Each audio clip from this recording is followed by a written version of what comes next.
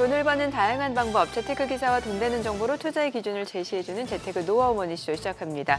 간밤 뉴욕 증시 3대 지수 모두 상승했습니다. 그동안 트럼프 대통령이 취임 직후 100여 개의 행정명령에 서명하고 고관세 정책을 내놓을 것이라는 우려가 있었습니다만 예상보다 좀 온건했다는 점이 확인이 되면서 3대 지수 모두 안도 랠리를 펼친 것으로 보여지죠. 네, 그렇습니다. 어제는 도널드 트럼프 대통령의 취임으로 전 세계가 이렇게 떠들썩했다 할까요? 또 그 모든 이목이 워싱턴 DC로 쏠린 날이었는데 말씀하신 바와 같이 100여 개의 행정명령. 네. 그러나 이렇게 경제적인 측면에서는 다소 예상보다는 조금 순한 맛 그런 것이 다우는 1.2%, 나스닥과 S&P 500도 각각 0.6%, 0.8% 상승 마감하는데 도움을 주었습니다. 트럼프 대통령이 전기차 의무 규정 폐기에 서명하면서 테슬라를 비롯한 전기차 관련주들은 하락했고요. AI는 물론 또 반도체 관련 규제 완화에 나서면서 엔비디아는 2%대, 필라델피아 반도체 지수도 1% 넘게 상승했습니다. 간밤 엔비디아는 애플을 애치고 시가총액 1위를 탈환하기도 했습니다. 애플은 투자 의견용 하향 조정한 보고서가 잇따르면서 3%대 하락하면서 전반적인 지수의 상승폭을 좀 줄이는 역할을 했는데요. 걱정했던 관세 정책이 쏟아지지 않은 탓인지 10년물 미국 저수익률 4.5% 내려왔고 달러 인덱스도 1% 넘게 하락했습니다. 네, 어제 국내 증시 트럼프 대통령 취임 이후 행정명령 서명 결과를 지켜보면서 개장이 됐는데 코스피는 어제도 약보합으로 마감이 됐습니다. 2,518선에서 마감이 됐고요. 코스닥 0.2% 넘게 떨어졌습니다. 특히 코스피 상승 출발했습니다만 장중엔 또 2,540선을 넘어서기도 했죠. 다만 외국인의 매도 공세로 상승분을 반납하는 모습이었고요. 또 그럼에도 지금 코스닥 같은 경우는 SK하이닉스는 2% 넘게 상승하면서 6개월 만에 최고치를 기록했고 조선주는 강세를 보였고 2차 전지주는 약세를 보이면서 업종별로 희비가 극명하게 엇갈렸습니다. 우려했던 강도 높은 관세 정책은 나오지 않은 상황입니다만 또 새벽에 나온 뉴스 보니까 캐나다, 멕시코 25% 관세 부과 소식이 있잖아요. 네. 이제 시작인 것 같습니다. 오늘 국내 증시 어떤 전략이 좋을지 체크해 보도록 하겠습니다. 네, 오늘 하우머니에서는 최근 시장을 넓혀가며 노후 대비 수단의 하나로 주목받는 연금 계좌를 통한 투자, 또 은행권과 증권업계의 기싸움이 치열하다는데 투자자 입장에서의 장단점과 함께 연금 계좌 활용 또 투자 시 주의사항 짚어보겠습니다. 지금 보고 계신 머니쇼는 SBS 비즈앱과 유튜브에서 실시간 시청이 가능합니다. 더 많은 국내 주식 정보 받아보실 분들은 카카오톡 채널 머니랩 추가하시기 바랍니다. 그럼 먼저 빠르게 돌아가는 글로벌 증시 상황부터 정리해 볼까요? 최주연 아나운서 소식 전해주시죠. 굿모닝 마켓입니다. 뉴욕 증시는 취임식 이후 첫 거래일에 일제히 상승했습니다. 트럼프 대통령이 우려했던 것과 달리 보편 관세를 내놓지 않고 중국에 대해서도 관세 언급을 하지 않아 시장이 안도 랠리를 펼친 것으로 보입니다. 다만 언제 다시 트럼프가 관세 몽둥이를 휘두를지 모른다는 경계심도 여전히 감돌고 있어 오늘의 키워드를 선후 후적, 먼저 친구처럼 대한 뒤 적대적으로 변한다로 정해봤습니다. 오늘 마감 상황 확인해보면 오늘 다우지수는 1.24% 올랐고요. S&P 500 지수와 나스닥 지수는 각각 0.88%, 0.64% 뛰었습니다. 빅테크 기업은 대체로 상승했습니다. 특히 트럼프 대통령이 바이든 정부가 AI 개발 시 테스트 결과를 공개하도록 한 조치를 철회하는 행정명령을 내놓자 AI 선두주자인 엔비디아가 오늘 2.27% 올랐고요. 이외에도 알파벳과 아마존이 각각 1.05%, 2.11% 상승했습니다. 다만 애플은 지난주에 이어서 오늘도 부진한 흐름을 이어갔는데요. 최근 월가에서 잇따라 애플의 투자 의견을 하향 조정하자 오늘 주가가 3% 넘게 빠졌습니다. 시총 6위부터도 보면 브로드컴도 트럼프의 AI 규제 완화 소식에 오늘 1.21% 상승했습니다. 반면에 테슬라는 트럼프 수혜주임에도 불구하고 트럼프 대통령이 취임 첫날부터 전기차 의무화 정책을 폐지시키자 0.57% 떨어졌습니다. 시총 상위 종목 외에도 오늘 트럼프의 발언에 올랐던 기업들이 많은데요. 우선 로켓랩과 인투이티브 머신스 등 우주항공주는 트럼프 대통령이 화성에 성조기를 꽂겠다고 취임서에서 밝힌 뒤 강세를 보였습니다. 또 미국 증시에 상장되어 있는 중국 기업들도 대중 고율 관세가 현실화되지 않으면서 모두 상승한 모습 확인할 수 있었습니다. 이렇게 오늘 시장 분위기가 좋았던 것은 예상과 달리 트럼프 행정부가 보편 관세가 아직 준비되지 않았다고 밝히면서 즉각적인 관세 조치를 내리지 않았기 때문이죠. 다만 이제 관건은 앞으로도 트럼프가 관세에 대해서 온건한 태도를 유지할까인데요. 일각에서는 고율 관세 부과는 시간 문제일 것이라는 경고를 내놓고 있습니다. 우선 트럼프 대통령은 어제 기자회견을 통해서 캐나다와 멕시코의 25% 관세를 이르면 내달 1일부터 부과하겠다면서 관세 정책 추진 의지를 드러냈고요. 중국에 대해서도 틱톡과 관련한 협상안을 받아들이지 않으면 100% 관세 폭탄을 날리겠다는 으름장을 내놨는데요. 과연 관세가 협상 도구로만 쓰일지에 대해서 지켜보셔야겠습니다. 그래도 전반적으로 전문가들은 트럼프 정부의 정책들이 증시에는 호재로 작용할 것이라는 분석들을 내놓고 있습니다. 클리어브리지 인베스트먼트는 트럼프의 친기업적 행보는 다시 한번 야성적 충동을 일으키면서 인수합병과 자본 지출 등 투자의 활력을 불어넣을 수 있다고 분석했고요. 또 SEB 리서치는 한 가지 100% 확실한 것은 트럼프는 미국 증시가 상승 추세를 이어가도록 유지하고 싶어 할 것이라고 말했습니다. 또 한편 조금 전 넷플릭스가 실적을 공개하면서 빅테크 실적 발표에 포문을 열었는데요. 넷플릭스는 기대한 것보다 더 좋은 실적을 기록했습니다. 매출과 주당 순이익 모두 예상치를 뛰어넘겼고요. 특히 신규 유료 가입자 수가 전망치를 2배 이상 웃돌면서 총 유료 회원 수가 3억 명을 돌파했습니다. 이번 신규 가입자 수는 넷플릭스가 라이브 스포츠 경기 중계 흥행에 성공했고 또 기대작이었던 오징어 게임 2가 개봉하면서 크게 늘어났는데요. 넷플릭스는 기록적인 가입자 수를 기반으로 내년에도 좋은 실적을 기록할 것으로 보인다는 낙관적인 입장을 내놨습니다. 이 같은 소식에 현재 넷플릭스는 시간 외 거래에서 14% 넘게 올랐습니다. 국채 수익률은 즉각적인 관세 정책이 나오지 않으면서 트럼프 트레이드에 따른 상승분을 되돌렸습니다. 10년물 국채 수익률은 0.03%포인트 떨어졌고요. 30년물 국채 수익률도 0.03%포인트 빠졌습니다. 비트코인은 미국 증권거래위원회가 가상자산 태스크포스를 출범하겠다고 밝히면서 다시 반등했습니다. CNBC는 이에 대해서 트럼프 행정부가 가상자산 규제를 완화하기 위한 첫 단계라고 평가했는데요. 어제 1억 5,100만 원대까지 떨어졌던 비트코인은 오늘 오전 7시에 1억 5,700만 원대에서 움직였습니다. 국제유가는 트럼프 대통령의 석유 생산 확대로 인해서 원유 공급이 크게 늘어날 것이라는 전망에 오늘도 하락세를 이어갔습니다. WTI와 브렌트유는 각각 2.56%, 0.85% 빠졌습니다. 굿모닝 마켓이었습니다.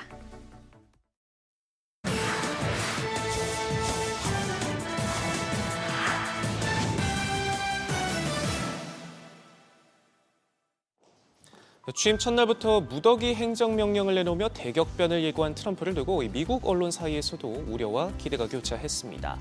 법 질서를 무시하고 민주주의의 근간을 무너뜨릴 수 있다는 경고와 적대감이 가득하던 8년 전과 달리 낙관적 희망과 실행 계획을 보여줬다는 긍정적 평가가 동시에 나왔는데요.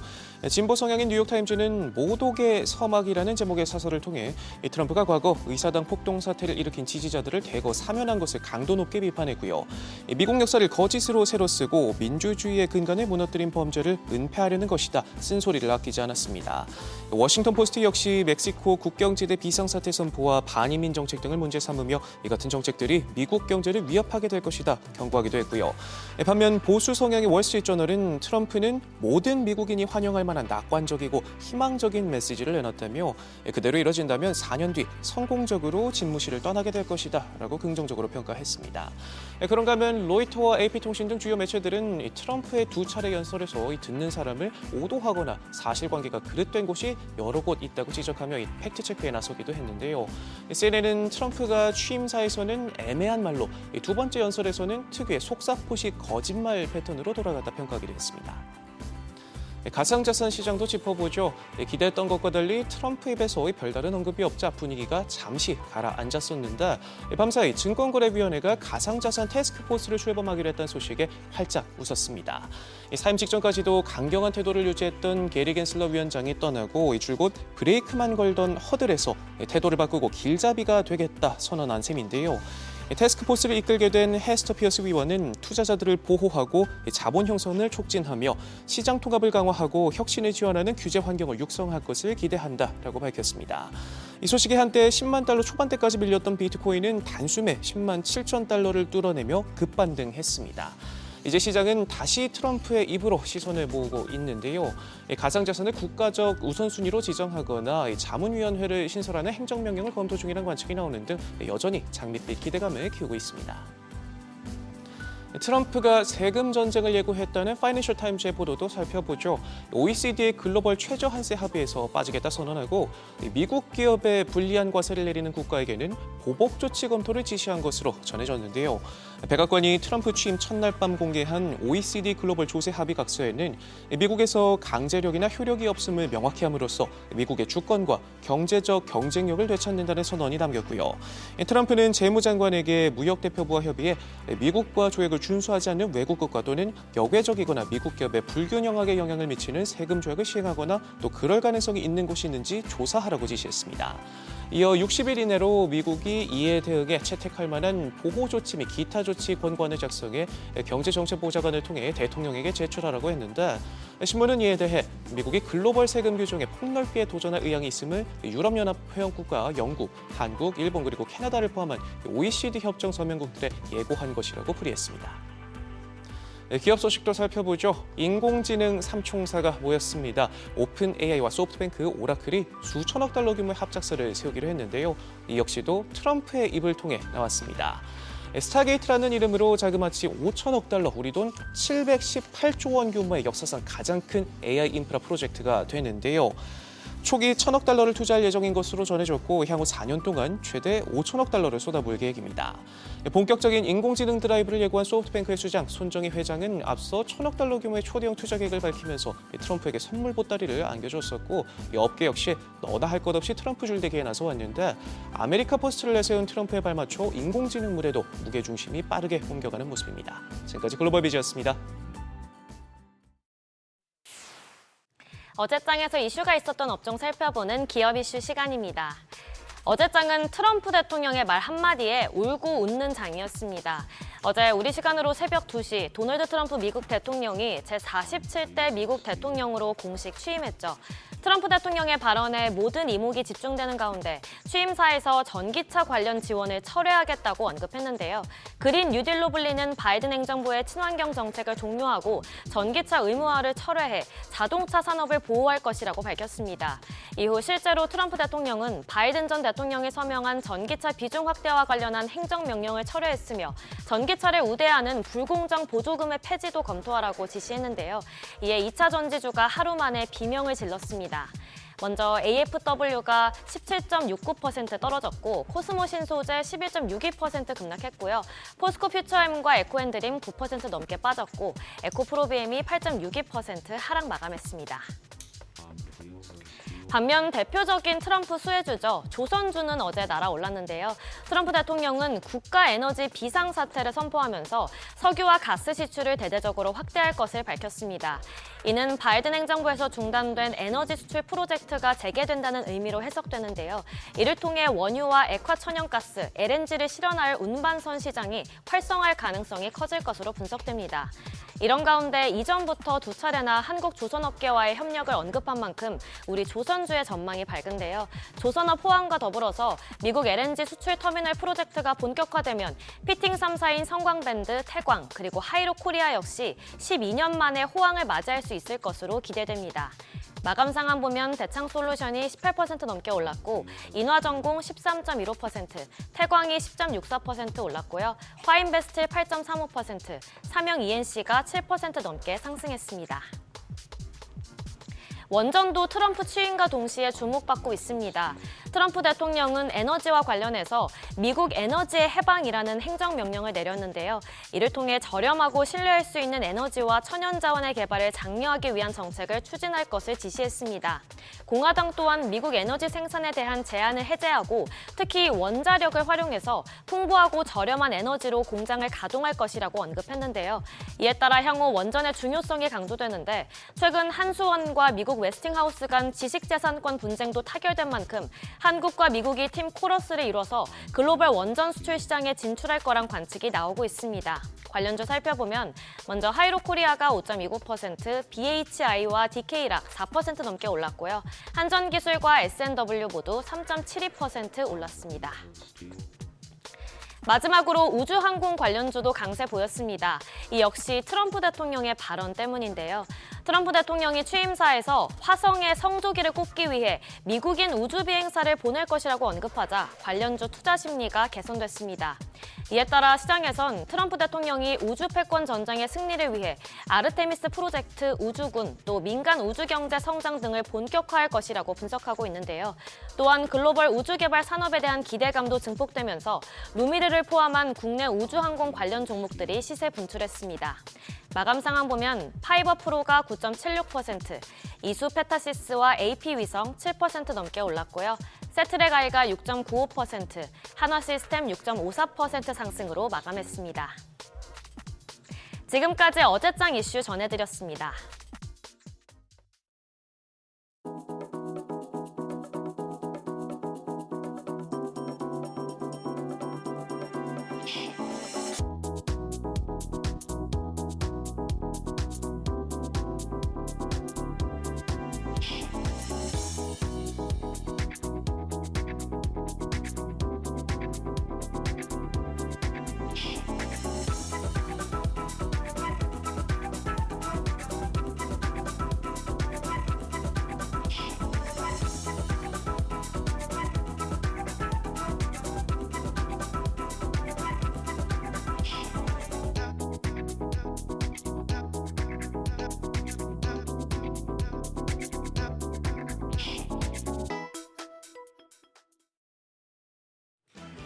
트럼프 미국 대통령이 공식 취임한 첫날부터 우리 시장은 출렁였습니다.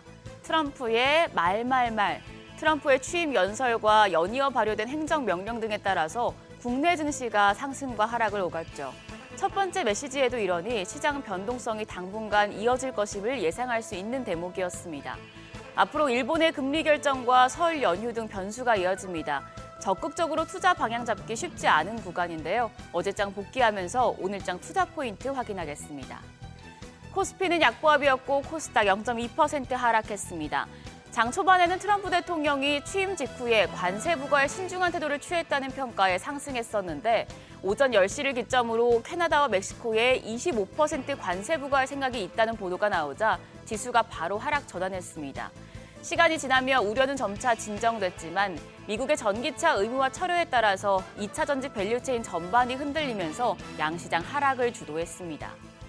트럼프 대통령의 행보를 지켜본 외국인 투자자들은 아직 안심할 수는 없다는 분위기입니다. 어제도 양시장에서 매도 우위를 기록했습니다. 유가 증권시장에서 외국인 1,700억 원 넘게 순매도했고요. 기관이 620억 원, 그리고 개인이 500억 원 넘게 순매수하면서 그나마 지수는 약보합에 그쳤습니다. 코스닥 시장에서는 메이저 수급 주체의 양매도가 이어졌습니다. 외국인이 500억 원 넘게 순매도했고 기관도 100억 원 가까운 팔자세였습니다. 개인만 홀로 657억 원 사자세 기록했습니다. 시가총액 상위 종목을 보면 대형주는 업종별로 희비가 엇갈렸습니다. 외국인의 매도세 가운데서도 반도체 투톱은 선방했습니다. 삼성전자가 0.2% 올랐고 SK하이닉스 목요일 실적 발표를 앞두고 3% 가까이 상승했습니다. KB금융도 0.1% 강세였습니다. 반면 2차 전지 대형주인 LG에너지솔루션은 10위권 내에서 약세의 골이 가장 깊었습니다. 4% 넘게 하락 마감했습니다. 코스닥 시장에서도 2차 전지 대표주들의 하락폭이 컸습니다. 에코프로 BM이 8% 넘게 그리고 에코프로가 6% 가까운 조정을 받았습니다. 더불어서 리가켄바이오와 삼천당제약도 각각 1%대, 5%대 약세를 기록했습니다.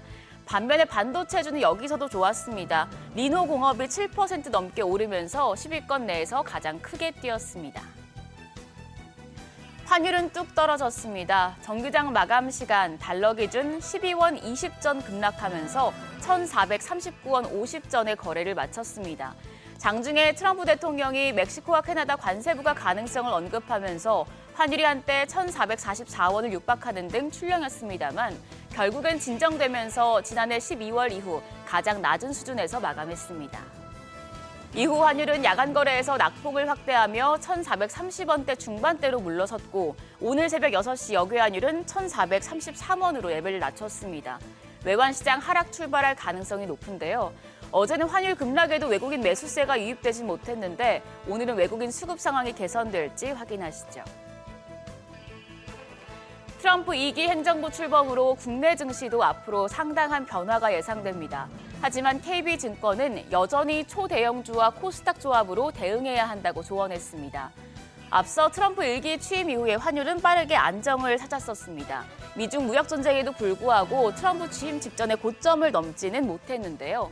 확실히 금융시장에서는 악재보다는 불확실성에 민감하다는 것을 확인할 수 있는 대목이었습니다.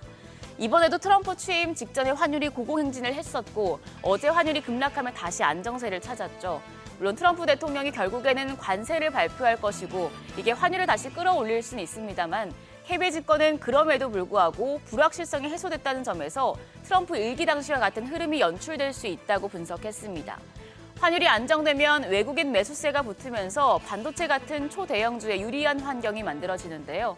KB증권은 트럼프 취임 이후에 환율 변동성이 지속되어도 급등세만 진정된다면 반도체 같은 IT 초대형주와 코스닥, 중소형 성장주 조합 전략을 유지할 수 있을 것이라고 밝혔습니다. 트럼프와 환율 연계해선 전략 참고하시죠. 오늘 일정 확인하겠습니다. 현지 시간 오늘, 우리 시간 내일 새벽에 삼성전자 갤럭시 언팩 행사가 열립니다. 그리고 이에 앞서서 오늘은 많은 기업들이 4분기 실적을 발표하는데요. 호실적을 내는 기업들은 주목받을 수 있겠습니다. 삼성바이오로직스와 삼성물산, LG이노텍, 현대건설, LX세미콘 실적 확인하시죠. 한편 어제 시간외 거래에서는 로봇주가 일제히 올랐습니다. 정규장 마감 후에 한미협동개발팀이 사람과 감성 교류가 가능한 휴머노이드 로봇 마인드봇을 공개한 영향입니다. 마인드봇은 음성 인식 기능을 사용해서 사람의 말을 알아듣고 대답을 할 수 있어서 교육이나 실버케어 같은 감성 교류가 중요한 분야에서 유용하게 사용될 것으로 기대되고 있습니다. 로봇 관련주 오늘장에서도 강한 흐름 이어갈지 지켜보시죠. 간밤 뉴욕 증시는 트럼프 취임 후 첫 거래를 강세로 마감했습니다. 엔비디아가 다시 시총 1위를 탈환했고 필라델피아 반도체 지수도 상승했는데요. 오늘 우리 시장 반도체 쪽에 힘을 더 불어넣어줄 수 있을지 관심이 모아집니다. 오늘까지 트럼프 수혜주로 투심이 쏠릴 수 있겠는데요. 장중에 트럼프의 정책 관련 새로운 소식이 나오는지 예의주시하시면서 대응하시기 바랍니다. 지금까지 어제장 오늘장이었습니다.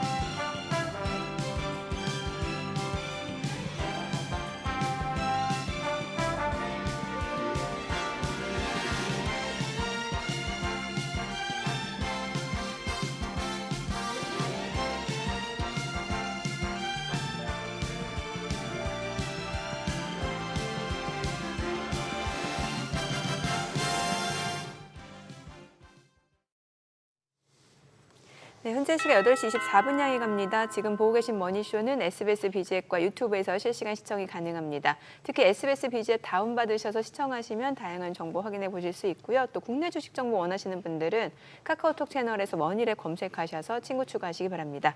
간밤 뉴욕 증시 다우도 많이 올랐고 S&P 500, 나스닥 다 올랐습니다. 사실 출발보다는 오후 들어서 상승폭이 조금 더 확대되는 모습이었고 보니까는 AI 쪽 반도체 규제 완화 소식에 반도체주들도 일제히 좀 오르는 모습이었던 것 같아요. 네, 어제 하루 똑같은 24시간이지만 네. 아마 미국에서의 특히 워싱턴 DC에서의 24시간은 굉장히 평소 대비 길었던 것 같아요. 네. 많은 일들이 있었고. 그렇죠. 네.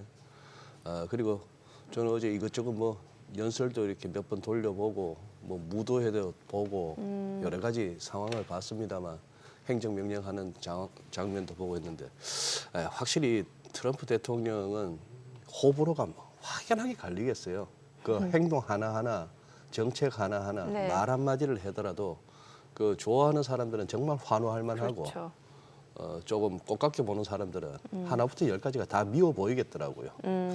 호불호가 확실하다. 네, 그렇게 네. 많이 갈리는 부분은 분명한 것 같습니다. 그런데 앞으로 4년 동안 정말 다이나믹한 일들이 그 미국 대통령을 통해서 펼치지 않을까 싶은 생각은 뭐 들더라고요. 시시각각 계속해서 트럼프의 입을 주목할 수밖에 없는 그런 것 상황이죠. 같습니다. 예. 네. 이분 모셔서 좀 네. 자세한 내용 들어보도록 그러시죠. 하겠습니다. 네. 김일전 투자부문 송재경 대표님 함께합니다. 어서 오세요. 어서 오세요, 대표님. 뭐 저 나름대로 이렇게 소감을 말씀드렸습니다만 송 대표님도 어제 많이 지켜보셨을 것 같았는데 네, 어떠셨나요? 역시 트럼프가 돌아왔다를 이제 확실히 느낌이 오죠. 트럼프 일기 때는 정말 새로운 캐릭터여서 적응이 어려웠는데 트럼프 일기 때 어제 첫날이잖아요. 적응이 여전히 어렵겠다라는 상황. 저는 그렇게 이제 해석을 했습니다. 그리고 아까 말씀 주신 대로 어제 24시간 중에 특히 트럼프의 24시간을 놓고 보면 네. 취임 연설이라는 공식적인 그때의 그 트럼프의 모습과 네. 그다음에 실제로 이제 그 끝나고 오찬 들어가고 그다음에 자기 사무실 들어가서 했던 그 둘의 트럼프는 어찌 보면 전혀 다른 트럼프처럼 보여졌거든요. 네네. 네. 그러니까 시장이 안도를 할 수 있었던 거는 취임 연설 때의 트럼프였고 그 외의 모든 모습은 여전히 시장이 우려하고 걱정하는 트럼프의 본 모습이 그대로 드러나는 거 아니냐. 개인적으로 좀 그렇게 정리를 했습니다. 네. 이번 취임사에서 언급된 내용들을 보면은 뭐 사실 이제 아메리카 퍼스트라든지 이제 마가가 다시 한번 강조가 된 모습이고 트럼프 정책 색깔이 굉장히 좀 짙게 드러났던 것 같은데 취임사에 대해서 어떻게 보셨나요? 이게 통상 이제 그 취임사나 이제 말에 이게 정치는 말로 하는 거잖아요. 그 결국 거기에 언급이 되는 결국은 우리 그 기업들 실적 발표할 때도 어떤 단어들이 많이 나왔는지를 요즘에 AI를 통해 갖고 분석해서 횟수나 이런 걸 가지고 분위기 파악하고 뭐 이런 거 많이 하지 않습니까? 네. 특히 그 미국 대통령의 연설은 상당히 중요하기 때문에 그 단어들을 많이 가지고 언급 횟수를 가지고 많이들 이야기합니다. 근데 이번에 참 아이러니한 게 전 세계에서 미국 대통령 입장에서 전 세계에서 가장 중요한 지역 국가는 뜬금없이 파나마였습니다. 파나마 원화도 내 거라는 거잖아요. 네, 파나마 원화 되찾아오겠다고. 네. 그래서 사실은 이번에 나라별로 보통 언급들을 많이 하는데 과거 대통령들을 보면 중요도에 맞춰서 할 때 하는데 적어도 트럼프의 취임 연설에서의 중요도로 보면 파나마가 6번 언급되면서 가장 중요했었고요. 두 번째로는 중국이 사실은 상식적으로 생각해 보면 지금 트럼프 입장에서는 중국에 대한 언급이 제일 많았을 것 같은데 2번 됐습니다. 그나마 근데 그것도 파나마와 연계돼서 다 얘기가 됐었던 거고요. 그래요. 그러니까 중국의 무역과 관련된 얘기는 없었습니다. 그 다음에 멕시코도 얘기가 됐는데 멕시코도 무역과 관련된 얘기로 나왔던 게 아니고 현재 언급되는 멕시코만을 아메리카만으로 바꾸겠다. 이 얘기하면서 나온 거거든요. 그 다음에 이제 사실은 약간 뜬금포지만 화성이 상당히 중요한. 그래서 간밤에 보니까는 그 우주항공 관련 종목들이 많이 올라가더라고요. 그렇죠. 네. 언급 한마디에 저거 경기도 화성 아니죠? 네, 맞습니다. 네. 그러니까 그만큼 미국 대통령의 말에 언급이 되느냐 안 되느냐가 어마어마한 영향을 주고 있는데 사실은 아까 봤지 캐나다, 유럽, 러시아 지금 당장 제일 중요한 나라들이잖아요. 어찌 보면 미국 입장에서는. 그런데 전혀 언급이 안 됐다라는 거죠. 러시아, 우크라이나, 중동, 이스라엘 전혀 언급이 없었어요. 그러니까요. 보통은 일반적으로 그런 거 쭉 그 밸런스를 맞춰갖고 언급하는 게 일반적이었는데 그래서 어찌 보면 취임 연설은 의미 없었다. 거꾸로 말하면. 실제로 속마음은 그다음에 2차, 그러니까 소위 비공식적인 그다음에 사무실 가서 기자와의 그런 언급에서 거기서 지금 사실은 멕시코와 그 캐나다의 25% 관세 얘기가 나온 거고 지금 밤사이에 또 나온 거는 중국에 대해서도 원래 그 관세 얘기 없다가 한 10% 가능성 뭐 이런 게 나중에 언급이 되고 있지 않습니까? 그래서 그렇게 놓고 본다면 결국은 취임 연설에 너무 많은 의미를 부여한다기보다는 지금부터 앞으로 트럼프가 행동하고 말하는 것에 좀 더 집중할 필요가 있어서 어제 하루의 변화에 대해서 너무 많은 것을 읽어내려고 애를 쓰는 것이 오히려 우리가 그러니까 미스리딩이라고 표현하죠. 그렇게 될 가능성이 충분히 있다 이렇게 말씀드립니다. 아까 저 글로벌 비즈콜에서 임선욱 캐스터가 이렇게 정리해 줬습니다만 뭐 미국의 뉴욕 타임스하고 워싱턴 포스트만 하더라도 극단적으로 갈리는 평가가 나오더라고요. 예, 그러니까 거의 또 민주당 지지 계열이니까 말씀 주신 데들이 또. 네. 예. 근데 사실 뭐 이쪽에서는 뭐 경제 얘기만 해야 되는 그런 채널이긴 한데 취임 연설 보니까 굉장히 절제되면서도 애매하지만 잘 들어보면은 하고 싶은 말이 뭔지는 알겠더라고요. 뭐 미국이 그들에게 지배되어서는 안 되고 그들로부터 주권을 찾아야 되고 이 애매한 표현 아닙니까? 맞습니다. 누가 그들이지? 네. 미국이 지배를 당해? 미국이 주권을 뺏겨? 이런 얘기들인데 참 뭐 한도 끝도 없이 이어질 수 있는 토론이니까 이제 경제 쪽으로 이제 압축하자면은 근데 관세 지금 살짝 나오는 얘기가 중국에 대해서 10%를 갖다가 2월 1일부터 중국에 대해서 10% 관세 부과할 걸 갖다 논의할 수 있다. 이거 뭐 60% 생각하고 있다가 10% 일단 뭐 시작이 10%로 할 모양인지는 모르겠습니다만 이거 갖고 무슨 위협이 되겠습니까?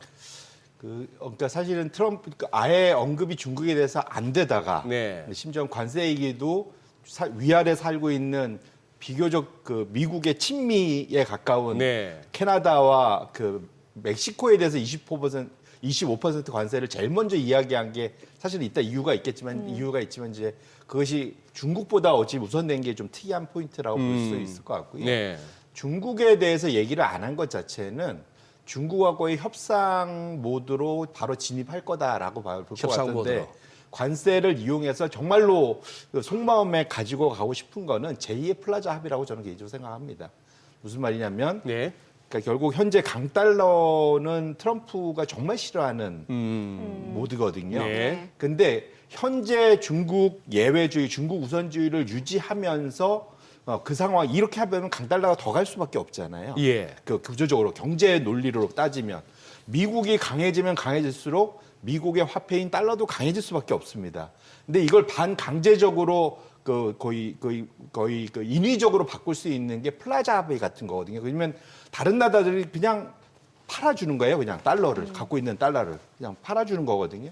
그게 이제 일종의 플라자 합의였는데 85년도에 결국은 중국이나 나머지 국가들 향해서 특히 중국을 향해서 원하는 것은 그러니까 위안화 절상 거기에 대해서 달러 약세 이렇게 하면 사실 모든 게 쉽게 해결이 됩니다. 그래서 지금 베센트나 사실은 트럼프의 속내는 중국을 잘 달래서 제2의 플라자 합의를 열고 싶은 거다. 사실 그래서 이번에 시진핑을 이번에 초청한 것도 이제 그런 이유였잖아요. 예. 물론 안 갔지만. 예. 그래서 속마음을 놓고 보시면 아마도 그렇게 될 가능성이 높고요. 근데 문제는 절대 중국이 응할 수 없는 상황이다. 그런 측면에서 놓고 보면 그러니까 중국에 대한 처음에는 협상 모드로 관세를 세게 얘기 안 하지만 점점 거기에 그 협상장에 제대로 안 나오기 시작한다면 결국은 제2 플라자 합의가 이루어지기 어렵다고 본다면 그러니까 공격적인 관세 카드를 다시 꺼낼 가능성은 충분히 열어두시고 볼 필요가 있겠다 이렇게 말씀드립니다. 확실히 송 대표님 이렇게 말씀해 주시는 그게 어떤 딱딱 핵심적인 내용을 짚어주시는 거는 제가 진짜 송 대표님 높이 평가하는 부분인데 어제 제가 제일 눈에 띄는 게 트럼프 취임과 더불어서 달러가 훅 꺾이더란 얘기죠. 위안화는 이틀 전부터 그랬고 어제도 이제 그랬고 그렇다면은 그러네요. 사실 우리 서울 외환시장에서 달러 환율도 의미 있는 낙폭을 보였고 그렇다면은 관세라는 것을 갖다가 굳이 실행하기보다는 그걸 갖다가 이제 레버리지로 써서 환율이 되었건 다른 쪽으로 협상하면서 나간다. 국채 수익률은 어떻게 보세요? 그러면 같이 밀리던데. 그러니까 결국은 이제 우려했던 첫날에 그래서 융단 폭격, 관세 분야의 융단 폭격을 우려했었는데 실제로는 그렇게까지는 안 된 거잖아요. 그러니까요.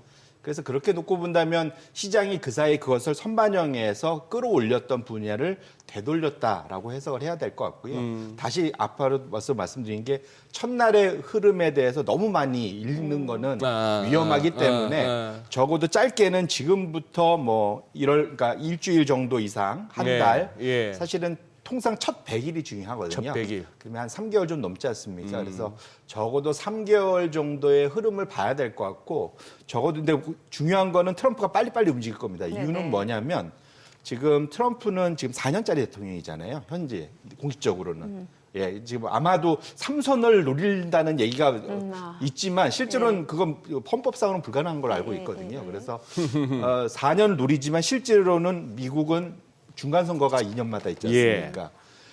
향후 2년 안에 뭔가 성과를 못 내면 완전히 의회에서도 반란들이 나올 거거든요. 그리고 그렇겠죠. 나머지 2년은 소위 레임덕 대통령이 아주 심하게 될 확률이 큽니다. 왜냐하면 그 이유가 없으니까. 네. 우리나라 같은 경우 항상 후반기에 레임덕 나온 이유가 후임이, 그러니까 단임이라서 그런 일이 벌어지죠. 그래서 아마도 트럼프 2년이 엄청나게 휘몰아치는 정책 변화들이 나올 수 있다는 것들 꼭 염두에 두실 필요가 있을 것 같습니다.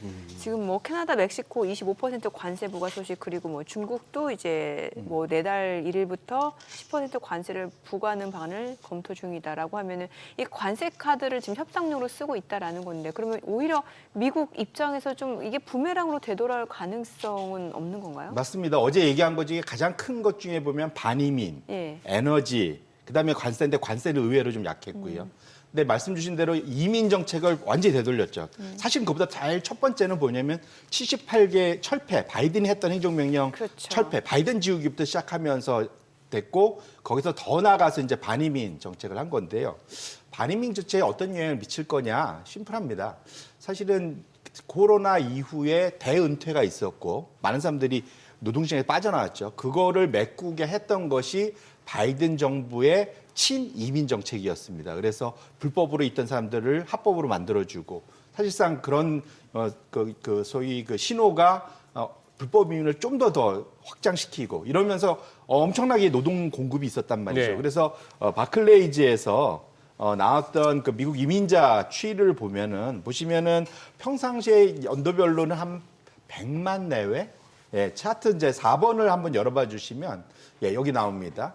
그러니까 보면은 꼭 그 트럼프 이전에도 놓고 보면 소위 그 오바마 때도 보면 연간 소위 이민자가 불법 다 포함해서 한 100만 내외였거든요. 근데 보시면은 좀 우측으로 가 보시면은 2021, 22, 23 그리고 작년은 4월까지밖에 없는데 이걸 다 합쳐보면 대략도 한 3,400만 될 것 같습니다. 그래서 결론적으로는 바이든 정부에 들어서 이민 수가 급격하게 늘었어요. 결국 그것이 미국의 그러한 후반기 들어서 바이든 때 임금을 약화시키고 노동시장의 타이트함을 줄여주는 그런 역할을 했거든요. 또 서비스 분야에 활기도 넣어주고. 그런데 트럼프가 이 반이민 정책을 공격적으로 해나가면 역으로 이쪽에 노동시장이 다시 타이트해질 수 있고요. 임금이 다시 올라갈 수도 있습니다. 그래서 결국은 이것이 연준이 우려하는 트럼프발 물가 상승 압력으로 작용할 수 있어서 저 반이민 정책이 인기에는 상당히 영합할 수 있지만 경제적으로는 새롭게 물가 상승 압력으로 작용할 수 있다는 것들을 꼭 명심할 필요가 있을 것 같습니다. 네. 그리고 또 실제로 지금 미국 기업들도 지금 해외에 진출해 있는 기업들도 꽤 있잖아요. 네. 네, 분명히 영향이 있을 수밖에 없을 것 같은데. 맞습니다. 지금 그러니까 미국 우선주의 하면은 미국은 잘 되고 다른 나라는 다 나빠지면은 미국만 잘 되고 부러워했는데 사실은 이게 결국은 부메랑으로 시차를 두어서 미국한테도 악영향을 줄 수 있다는 우려들이 있거든요. 네. 가장 큰 이유가 뭐냐면 미국의 500대 기업, 결국 S&P 500 대형주잖아요. 예. 그 기업들의 매출에서 약 41%가 해외에서 발생하거든요. 41%. 일단 해외가 못 살게 되면 결국은 미국 기업들도 매출이 그렇죠. 줄어들 수밖에 없어요. 근데 M7, 그러니까 제일 큰 대형주 7개는 단순 평균하면 53%고요. 네. 1등 기업, 어젯밤에 1등 다시 된 엔비디아 70%가 해외에서 나옵니다. 그러니까 해외가 못 살면 미국도 같이 어려워지는 거예요. 그래서 그렇게 놓고 보신다면 결국은 이게 미국 우선주의가 계속 미국에만 좋을 거냐에 대해서 미국 내에서도 고민이 좀 많아지고 있는 것만은 분명하다 이렇게 말씀드립니다. 그래요. 예. 앞서서 캐나다, 멕시코 25% 관세 네. 첫 번째로 부과한 게 다 의도가 있다라고 네네. 보신 거잖아요. 맞습니다. 그거 이제 내용 좀 알려주세요. 예, 그게 이제 사실 12월 달에 이미 좀 분석이 됐었던 예, 내용인데 생각해 보면은 중국의 관세를 떼면 소비자 물가에 바로 직격탄이잖아요. 아. 중국은 다 이제 최종 소비자 프로덕트 만들어갖고 그렇죠. 그 크리스마스 때 열심히 소비자 사고 막 이렇게 하잖아요. 그래서 가전제품도 많고. 그런데 중국에 먼저 안 때리고 캐나다와 멕시코에 때린 이유가 캐나다, 멕시코의 생산기지에서 미국으로 수출되는 가장 많은 게 중간재하고 자본재입니다. 이거는 CPI에 바로 직격탄으로 영향을 미치지 않고 일부 PPI에만 영향을 미치는 거잖아요. 네. 그러다 보니까 상대적으로 소비자 물가 상승 압력 작용이 낮으면서 관세를 세게 매길 수 있다는 거죠. 그래서 차트를 보시면 지금 중간재 자본재 중에 미국향으로 그 수출이 되는 비중이 제일 많은 나라가 첫 번째가 멕시코, 우리나라 기아 차 공장 들어가 있죠. 그 외에 여러 군데 뭐 삼성 무슨 세탁기 공장도 들어가 있다고 그러고 여러 군데가 들어가 있다고 합니다. 그다음에 두 번째로 캐나다. 지금 여기 보면 우리나라 2차 전지 그 관련된 회사들의 그 지금 합작 법인 공장들이 지금 건설 중에 있다고 하잖아요. 이런 쪽에 대충 70~80%가 중간재와 자본재의 그러니까 미국향 수출이 많은 그런 국가다 보니까 여기는 당장 관세를 세게 때려도 그래서 네. 트럼프가 한 말이 헛방이 아니다라는 거, 헛말이 아니라는 걸 얘기하면서도 소비자 물가를 바로 상승시키지 않을 수 있기 때문에 저 순서로 왔다. 그러면 세 번째로 올 수 있는 게 베트남이다. 뭐 이런 식으로 예. 브라질이다 이렇게 갈 수 있거든요. 그래서 아마도 지금 트럼프가 나름대로 참모진이 조언한 대로 그 순서에 맞춰서 이미 관세 부과 정책을 시장에 큰 영향 안 주면서 갈 수 있는 걸 시작한 거다 이렇게 보셔야 될 것 같습니다. 지금 그러면은 어제 하루 만에 반응으로 판단하기는 그거 하고 송 대표님도 지금 어제 하루에 취임 연설이나 어제 하루에 있었던 걸로 자꾸 읽어내려고 하지 말고 향후 이제 계속해서 관찰이 필요하다 말씀하시는 맞습니다. 데는 네. 공감하는데요. 네. 그러면 사실 시장 반응도 어제 하루만 갖고 이제 판단하기 좀 이르긴 이릅니다. 왜냐하면 뭐 다우는 12월 18일 그때 12월 FMC 이전 레벨을 훌쩍 올라서 버렸는데 아직 S&P하고 저 나스닥은 그 레벨을 아직까지 올라서지는 못했기 때문에 그런 상황이긴 하고 문제는 이제 그렇다면은 연초에 다소 이렇게 월가 쪽에서 나왔던 어떤 뭐랄까요 신중론, 비관론, 금년에 2년 연속 그렇게 20% 이상의 막 상승했던 증시가 올해는 다를 수가 있다 하는 그런 분위기가 많았는데 이런 주장이 좀 그럼 약해지겠네요. 그러면 어떻게 보십니까? 그래서 이제 말씀드린 대로, 그러니까 어제 보였던 그 흐름이 유지가 되면 미국이 올해도 상당히 좋을 가능성이 네네. 충분히 높죠. 그리고 적어도 지금 말씀드린 대로, 그러니까 그 말하는 톤들은 상당히 신중론이 있긴 하지만 적어도 셀사이드의 목표 그 올해 그 이익 증가 한 15% 정도 보고 있고 S&P 500의 평균 사실은 상승률도 한 12~13%는 보고 있거든요. 그 정도는 보고 있다. 예, 그러니까 결국은 그 정도를 유지는 그걸 당장 지금 바꿀 상황은 아닌 것 같아요. 네. 근데 다만 이제 제가 이때도 말씀드렸지만 지금 이 트럼프 그 이유가 뭐냐면 트럼프 일기 때 사실 12월에 살짝 빠지고 그 이후로는 내내 17년도, 18년도 좋았었지 않습니까? 그렇죠. 18년도 그 여름까지는 예, 엄청 좋았거든요. 예, 예. 그래서 그 흐름이 잘 될 수 있지 않겠느냐. 다시 재현될 수 있지 않겠냐는 걸 하는데 사실은 눈높이가 그때하고 엄청나게 달라져 있습니다. 시작점이 그때는 이렇게 낮았었다면 지금 엄청 높아요. 그래서 이 차트를 보시면 되게 재밌을 것 같은데 7번 차트, 그러니까 7번 그 표를 제가 그래서 이걸 한번 일일이 몇 가지를 비교를 해봤어요. 제가 직접. 예. 보시면 GDP 성장률은 16년도하고 24년 비교합니다. 16년은 오바마 마지막 해, 그다음에 24년은 바이든 마지막 해죠.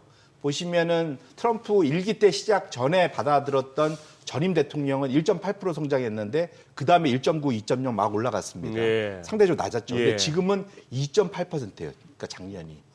그럼 여기서 그럼 3%, 4% 가겠습니까? 아하. 올해 뭐 잘해야 2.5 뭐 이렇게 얘기하고 있거든요. 네. 그래서 일단 저건 떨어질 수밖에 없다 봐야 될 것 같고요. 실업률은 그때 4.9로 평균적으로 끝났는데 지금 4.0입니다. 여기서 더 내려갈 수 없을 거잖아요. 사실은. 쉽지 않고. 근원 CPI는 그때 2.8이었는데 지금 3.4. 거의 2배 가까이 높습니다. 상당히 또 허들이 높죠. 여기에 10년물 국채 수익률도 사실은 그때에 비해서 마찬가지로 똑같이 그래서 물가 반영한 금리도 시장 금리도 거의 2배 가까이 높고요. S&P 500도 그 전에 25개월 전, 그러니까 오바마 때 한 2년 한 3개월 뭐 이 정도 봤을 때 20% 그때 상승한 거에서 시작을 했거든요. 예. 근데 이번엔 거의 70% 상승한 거에서 시작을 해야 된다는 거죠. 예. 마지막으로 시장 밸류에이션도 그때는 향후 12개월 동안 벌어들 이익에 대한 PER이 18배였는데 지금은 22배.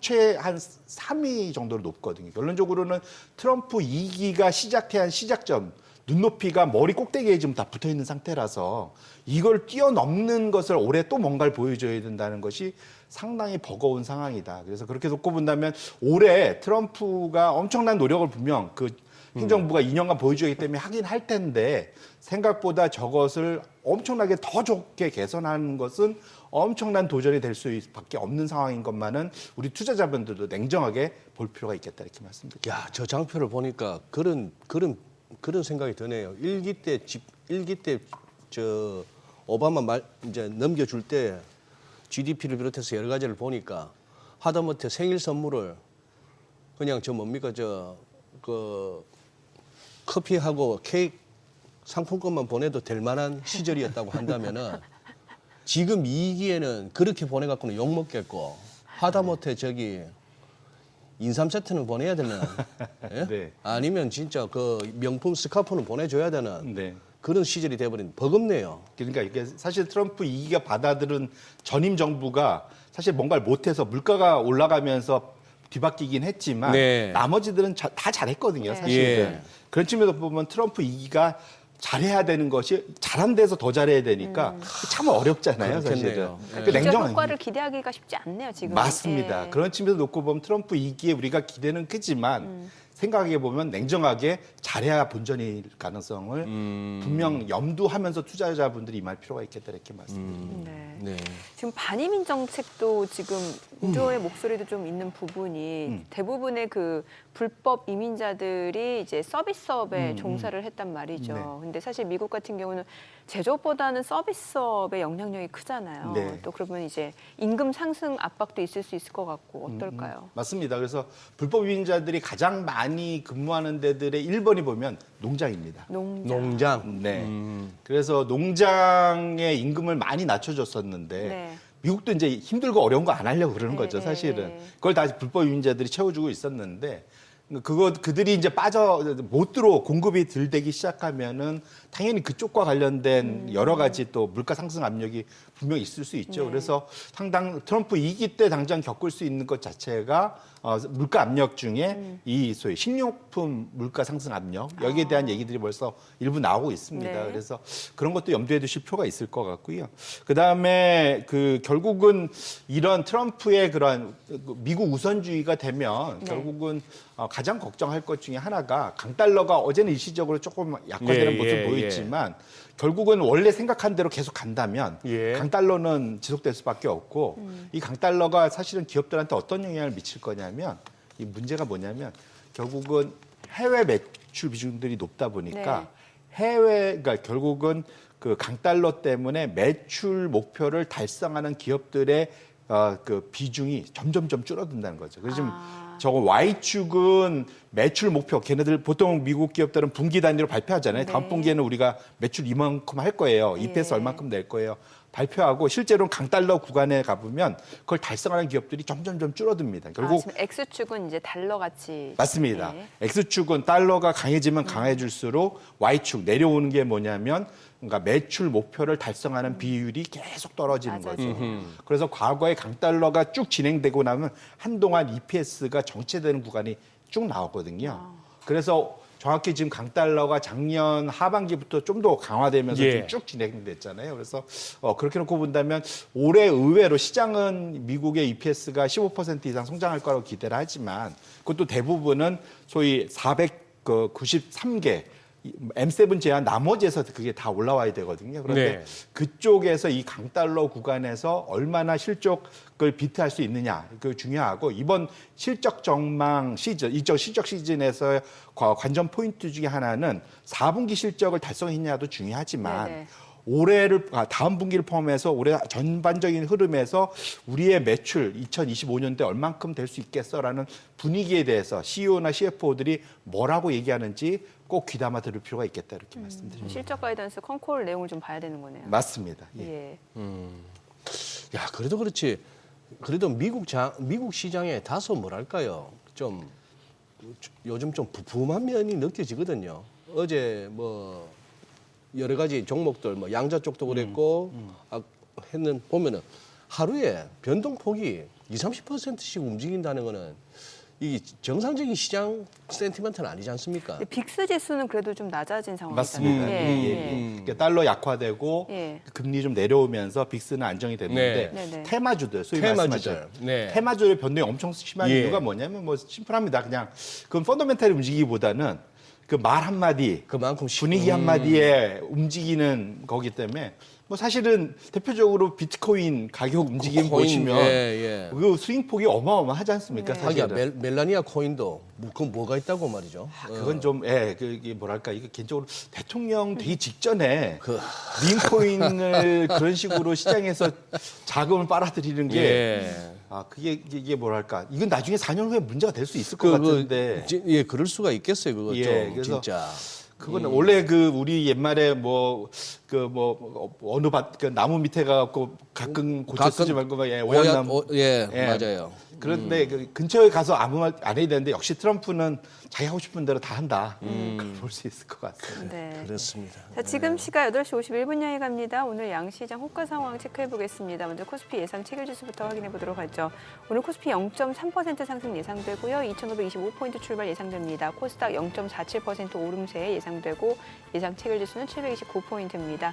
시가총액 상위 종목 예상 체결가 보겠습니다. 삼성전자 오늘 약보합 출발 예상되고요. 호가는 53,400원이네요. 어제도 그렇고 최근에 주가 흐름 자체가 좀 지지부진하면서 보합권에서 좀 등락이 이어지고 있는 상황이고 SK하이닉스 오늘 1.8% 상승 예상됩니다. 호가는 22만 2천 원. 어제도 이미 2.8% 올랐고 또 간밤에 엔비디아 다시 이제 140달러 주가가 회복이 됐잖아요. 또 반도체 쪽 규제 완화 소식이 나오다 보니까 필라델피아 반도체 지수도 많이 올랐고 국내 증시 쪽에서도 반도체 섹터에는 또 호재로 인식이 될 수 있다라는 점 참고해 보셔야 될 것 같습니다. LG 에너지솔루션 보합 예상되고 삼성 바이오로직스가 0.6% 상승 예상됩니다. 호가는 100만 7천 원. 현대차 0.2% 하락 예상되고요. 기아는 지금 1% 상승 예상됩니다. 호가가 10만 2,100원으로 집계가 되고 있고 셀트리온 0.9% 하락 예상됩니다. 예상 체결가 17만 8천 원. 삼성전자 우선주도 하락 출발 예상되고 있고요. KB금융은 보합권 예상됩니다. 호가 8만 8,800원. 네이버가 0.98% 상승 예상되고요. 지금 예상 체결가 20만 6,500원으로 집계가 됩니다. 코스닥 시가총액 상위 종목 예상 체결가 보도록 하겠습니다. 알테오젠 오늘 1.5% 상승 예상됩니다. 어제도 2% 올랐고 최근에 2거래일 연속 좀 강세 흐름을 보여주고 있는데 오늘도 추가적으로 상승세가 예상됩니다. 호가 33만 원이고 에코프로비엠은 0.3% 하락 예상됩니다. 예상 체결가 12만 5,700원. HLB 하락 출발 예상되고요. 에코프로 보합 예상됩니다. 레인보우 로보틱스가 오늘 1.9% 상승 예상되고 호가는 26만 5,500원으로 집계가 되고 있고요. 그리고 리가캔바이오가 강보합 출발 예상됩니다. 삼천당제 오늘 3% 강세 예상되고요. 호가는 16만 9천 원으로 집계가 됩니다. 어제 좀 5% 가까이 떨어졌고 오늘 좀 기술적 반등을 좀 기대해 볼 수 있는 구간인 것 같고요. 클래시스가 0.5% 하락 출발 예상되고 호가는 52,600원, 리노공업 0.9% 상승 예상됩니다.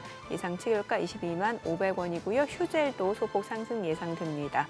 이제 개장까지 7분여 가량 남았는데 오늘 양시장 일단 상승 출발 예상되고 그래서 오늘 호가로 놓고 봤을 때는 로봇주라든지 아니면 또 반도체 쪽 움직임이 좀 강세가 예상이 되는 분위기거든요. 네.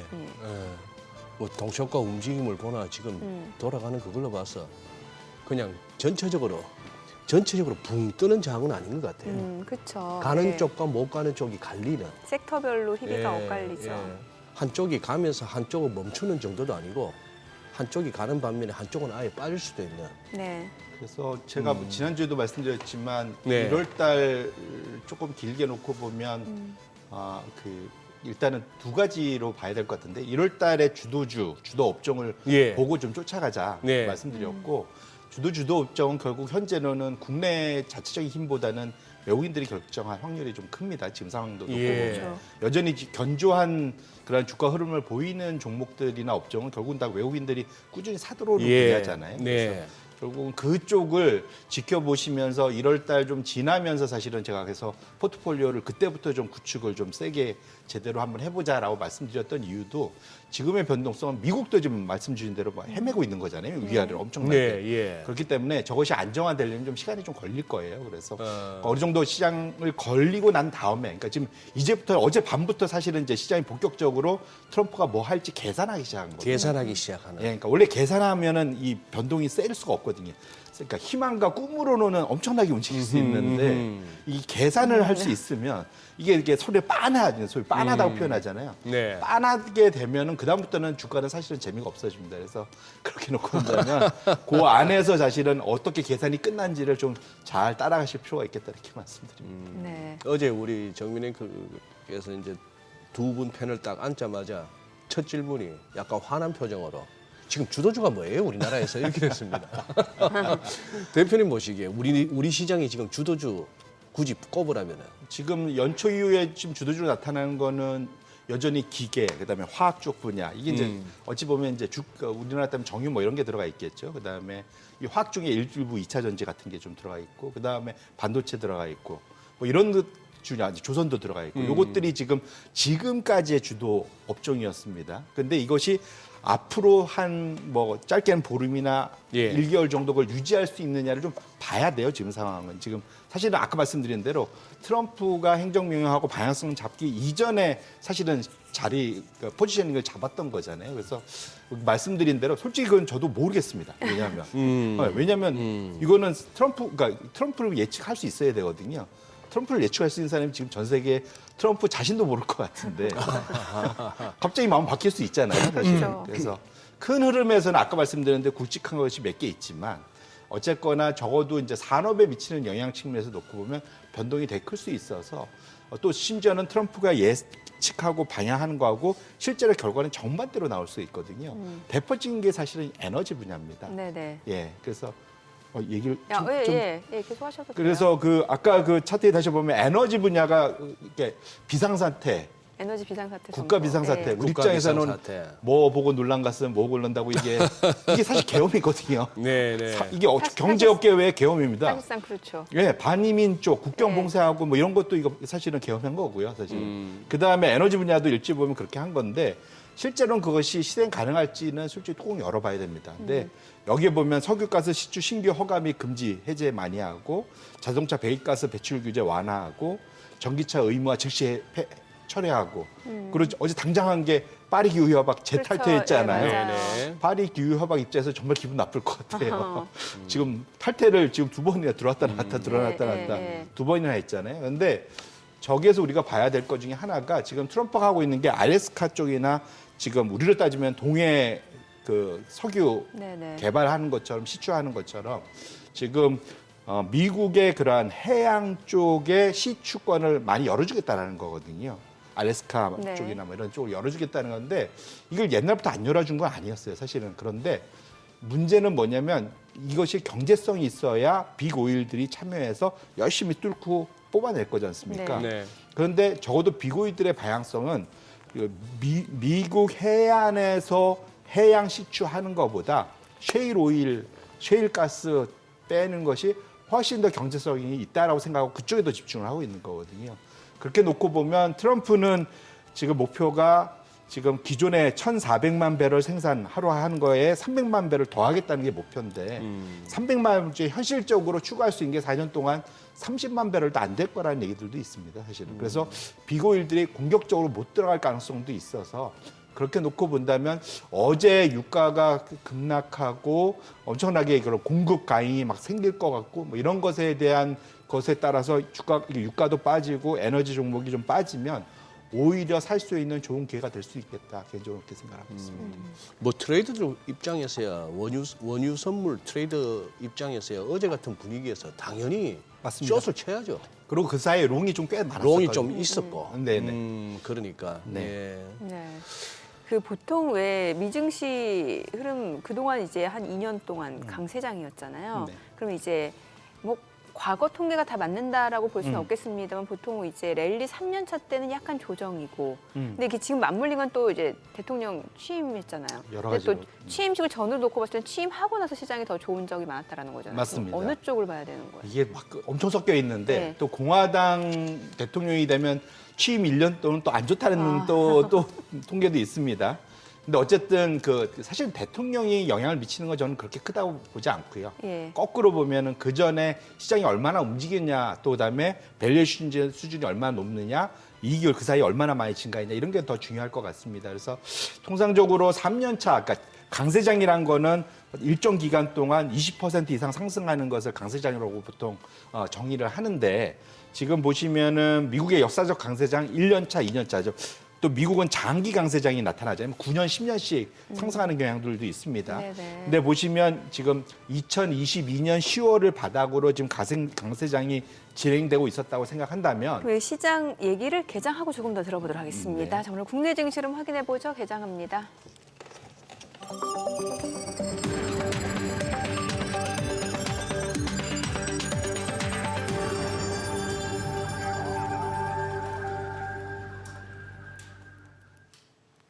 네, 1월 20일 수요일 국내 증시 개장했습니다. 간밤 뉴욕 증시 3대 지수 모두 많이 올랐고 필라델피아 반도체 지수도 1% 넘게 상승했습니다. 지금 전기차 관련주들은 좀 약세를 보이긴 했습니다만 전반적으로 AI 관련주, 반도체 관련주들 흐름이 굉장히 좋았습니다. 트럼프 행정부 2기가 이제 본격적으로 시작이 됐고 관련해서 규제 완화 쪽 섹터들은 이제 많이 올랐습니다. 오늘 이제 국내 증시도 이제 그런 부분이 어느 정도 좀 예상이 되는 것 같은데요. 양시장 출발 지수부터 좀 보도록 하겠습니다. 코스피가 지금 0.7% 올라갑니다. 2,535포인트, 코스닥도 0.7% 상승합니다. 지금 730포인트네요. 양시장 상승 출발 보여주고 있고요. 시가총액 상위 종목 시초가 보도록 하겠습니다. 삼성전자가 지금 보합권으로 53,600원, SK하이닉스가 1% 상승합니다. 22만 원이고요. LG에너지솔루션이 1% 가까이 올라갑니다. 35만 8천 원. 삼성바이오로직스도 1.6% 상승합니다. 101만 7천 원. 현대차도 0.48% 올라가면서 20만 7,500원이고요. 기아도 소폭 올라갑니다. 10만 1,100원. 셀트리온 0.67% 상승으로 18만 900원이고요. 삼성전자 우선주 지금 보합권이고 KB금융이 1% 상승하면서 8만 9,700원, 그리고 네이버가 1.7% 상승합니다. 20만 8천 원에 거래되고 있습니다. 코스닥 시가총액 상위 종목 시초가도 보도록 하겠습니다. 알테오젠이 0.7% 상승합니다. 지금 사흘 연속 상승세고요. 32만 8천 원까지 올라갑니다. 그리고 에코프로비엠 1.5% 상승합니다. 12만 8천 원에 거래되고 있고 지금 외국계 창구 쪽에서도 좀 매수 주문이 들어오네요. 하루 만에 반등 보여줍니다. HLB는 0.5% 하락합니다. 7만 9,900원, 에코프로 1.48% 상승 6만 1,500원, 레인보우 로보틱스가 0.7% 올라가면서 26만 2,500원이고요. 리가캠바이오가 1.4% 상승합니다. 12만 1,300원에 거래되면서 지금 사흘 만에 좀 반등을 보여주고 있고 삼천당제약 2.6% 강세 보여줍니다. 조금 지금 1% 상승으로 좀 상승폭이 줄었습니다. 지금 현재 삼천당제약 16만 5,100원이고 클래시스가 지금 강보합권으로 5만 3천 원, 리노공업이 소폭 하락합니다. 21만 8천 원. 휴젤 흐름이 굉장히 좋네요. 지금 4% 상승 보여줍니다. 이거래 연속 상승세고 외국계 창구 쪽에서도 매수 주문 들어옵니다. 25만 7,500원에 거래되고 있습니다. 오늘 시장에서 특징을 보여주고 있는 섹터 종목들 체크해 보도록 하겠습니다. 오늘 장에서는 지금 보게 되면은 AI 관련주, AI 챗봇 관련주 이런 종목 좋고 양자모 관련주, 우주항공 관련주. 이게 미증시와 아무래도 좀 연동되는 느낌이 있겠죠. 지금 AI 챗봇 관련주 내에서는 지금 솔트룩스, 마음 AI가 각각 6%, 4.6% 강세 보여줍니다. 주가 23,800원, 19,440원. 그밖에 오픈엣지 테크놀로지, 폴라리스 오피스도 2% 상승이죠. 16,320원. 그리고 폴라리스 AI 지금 13% 급등합니다. 3,320원에 거래되고 있고 이스트 소프트도 지금 5.9%, 6% 상승하네요. 23,350원. 인스웨이브 시스템즈도 3% 상승하면서 3,605원에 거래되고 있습니다. 오늘 AI 관련주들 올라가고 양자모 관련주들도 좋습니다. 지금 미증시 쪽에서도 아이온큐도 두 자릿수 상승률 보여줬고 리게티 컴퓨팅은 40% 넘게 급등을 했거든요. 자, 국내 증시 쪽에서 한국 첨단 소재가 13% 급등합니다. 7,780원이고요. 아이윈 플러스도 10% 급등합니다. 그리고 코위버 5% 상승하면서 6,370원, 바이로그 디바이스도 8.6% 올라가고 CQ센 3.9% 상승합니다. 2,490원이고요. KCS 엑스게이트도 5% 이상 올라가고 드림 시큐리티도 2% 넘게 상승합니다. 그밖에 ICTK, 우리로도 각각 5%, 2% 상승 보여주고 있습니다. 자, 그리고 오늘 원전 관련주, 전선 관련주들 움직임도 나타납니다. 원전 관련주 내에서는 지금 두산 에너빌리티가 6% 강세입니다. 23,400원에 거래되고 있고요. BHI도 5.3% 상승 보여주고 있습니다. 지금 우진엔텍도 4% 상승하면서 23,300원, 그리고 G2파워도 3% 강세 보여주고 있고요. 우리기술, 한전기술도 각각 3%, 2% 상승 보여주고 있고 에너토크도 지금 3.27% 상승하면서 6,000원에 거래되고 있습니다. 전선 관련주 내에서는 지금 일진전기가 9% 넘게 올라가네요. 33,200원 선, 그리고 KBI 메탈도 5.8% 강세 2,440원, 그리고 가온전선도 2.7% 올라가고요. 대한전선도 1.5% 상승 중이고 LS도 2% 상승 보여주고 있습니다.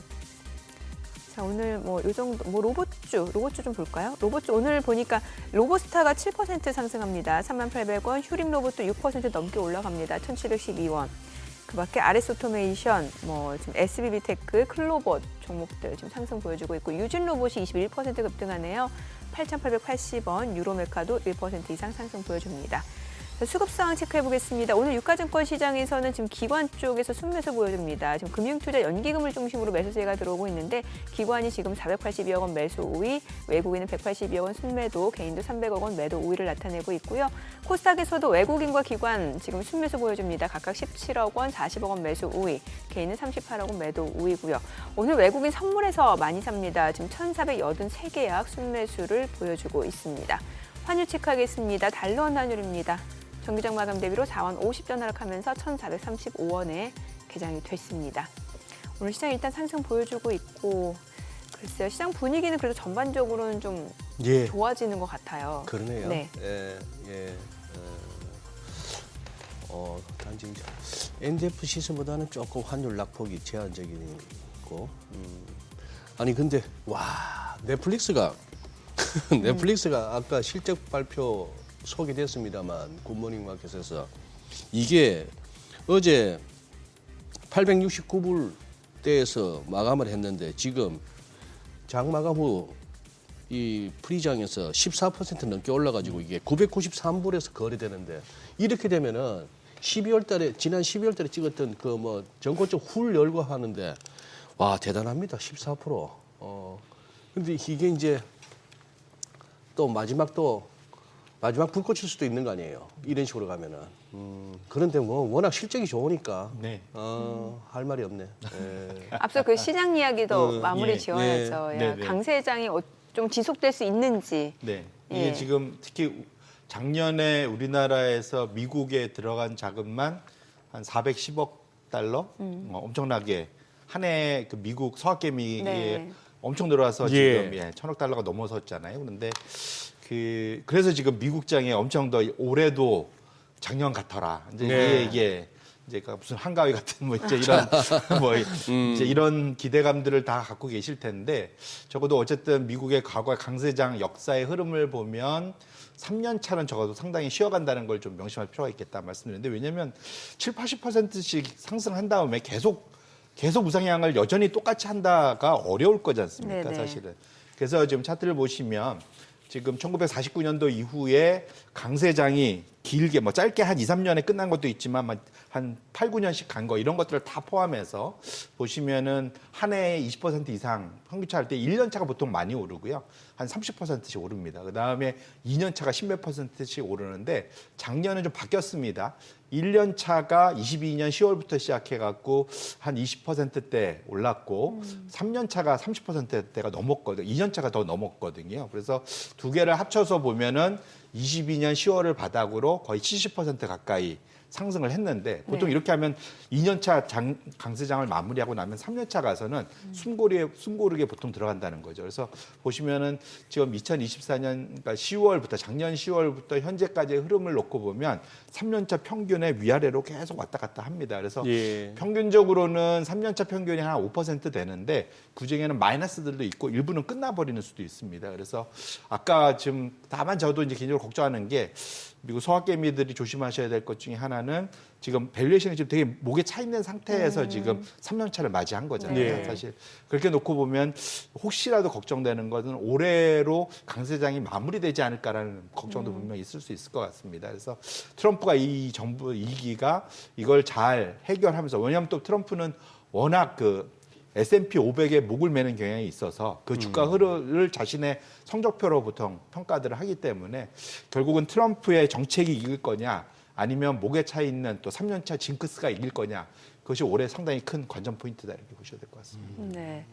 중국 얘기 좀 여쭤보고 싶어요. 지금 이제 중국 돈풀기 계속해서 이어지고 있고 특히 예. 내수 회복시키려고 엄청 노력하고 있잖아요. 맞습니다. 어때요? 그 효과가 이제 좀 나타나고 있는 건가요? 일정 부분 나타날 거라고 확실히 기대할 만한 이제 지표들이 나타나는데, 첫 번째로는 코로나 이후에 중국에서 지속적으로 줄여왔던 게 시장에 돈 풀리는 거를 막아왔어요, 사실은. 네. 이게 결국 부동산 침체로 너무 심해서 이제 연결되어 있지 않습니까?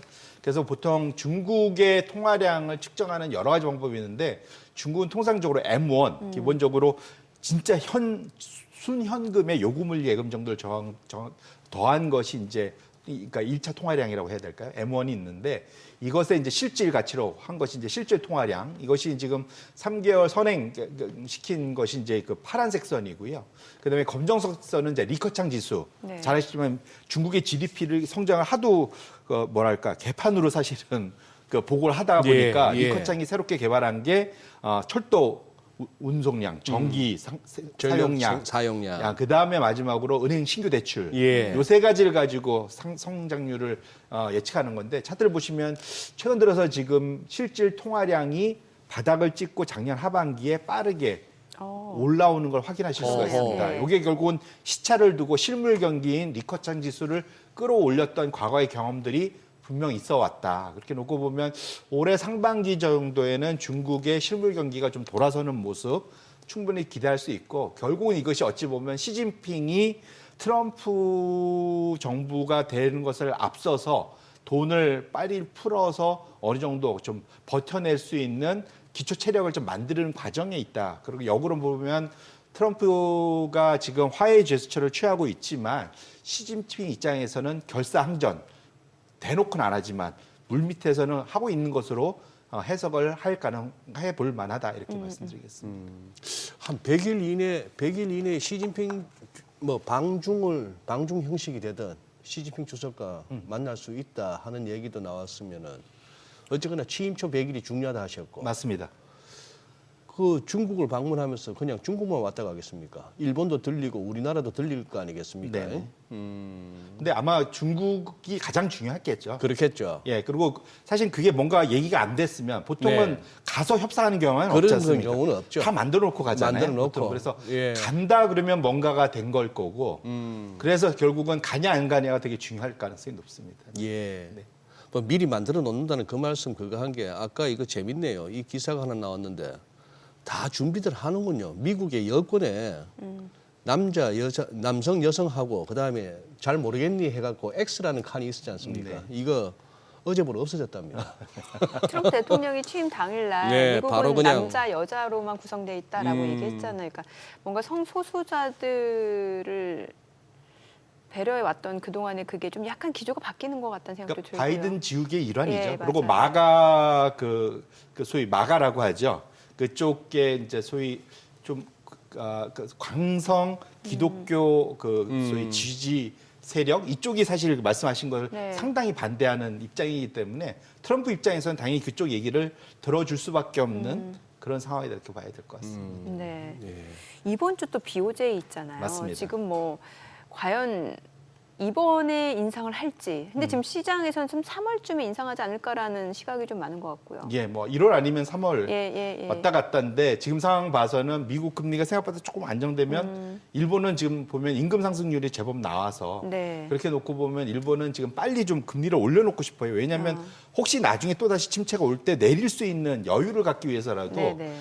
일본 은행이 그 사이 할 수 있는 게 별로 없었잖아요. 그래서 금리를 좀 이참에 좀 많이 올려놓고 싶어하고 1월이든 3월이든 금리 인상 가능성은 매우 높고, 사실은 12월에도 1월로 넘어온 이유가 트럼프 취임 이후를 보자라는 거였잖아요. 네네. 그래서 그렇게 놓고 본다면 이번에 한 번 더 넘어갈 수 있을 거는 같습니다. 뭐 근데 어쨌거나 인상 가능성 매우 높다 봐야 될 것 같은데 다만 시장이 거기에 집중한 가장 큰 이유가 작년 여름에 뼈아픈 추억이잖아요. 엔켈이 청산되는 거 아, 아니냐라는. 추억이 아니라 악몽이네요. 예, 악몽이죠. 근데 이게 그때 사실은 엔캐리 트레이드 청산이란 정말 저는 그전에 여러 번 얘기했지만 대부분들이 별로 신경 안 썼던 거거든요. 사실 예. 신경 쓸 일도 없고 왜냐면 예. 막 10년에 한 번씩 일어나는 일이니까. 그런데 보시면 결국 미국과 그러니까 소위 엔캐리 트레이드 청산이 일어날 만큼 엔화 강세가 나타나려고 하면 환율은 미국과 일본의 금리 차가 얼마나 벌어지느냐 줄어드느냐에 의해서 움직이는데 서로 반비례합니다. 근데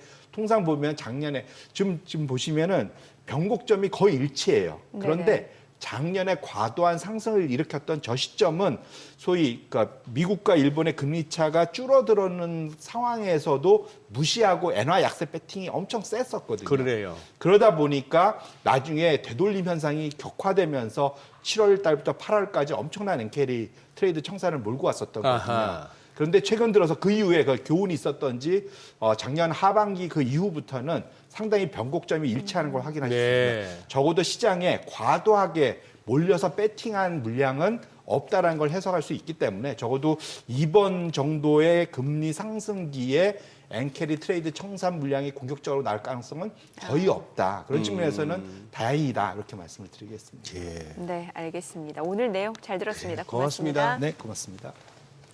네, 오늘 들으신 내용과 관련해서 더 다양한 정보 원하시는 분들은 카카오톡 채널에서 머니랩 검색하셔서 친구 추가하시기 바랍니다.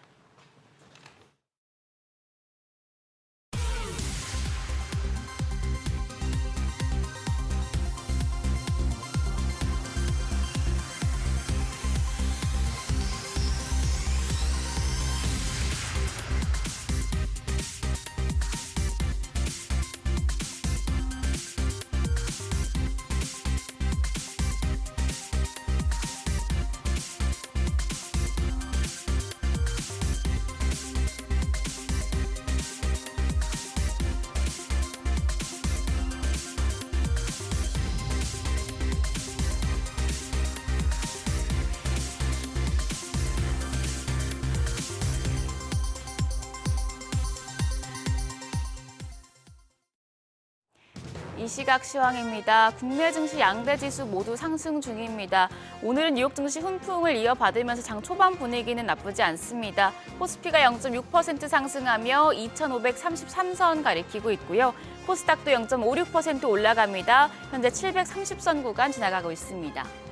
수급 상황 보겠습니다. 유가증권 시장 오늘 기관만 사고 있습니다. 기관이 857억 원 매수 우위 기록 중인 가운데 외국인은 98억 원, 100억 원 가까운 매도 우위고요. 개인 역시도 880억 원 팔자 포지션 취하고 있습니다.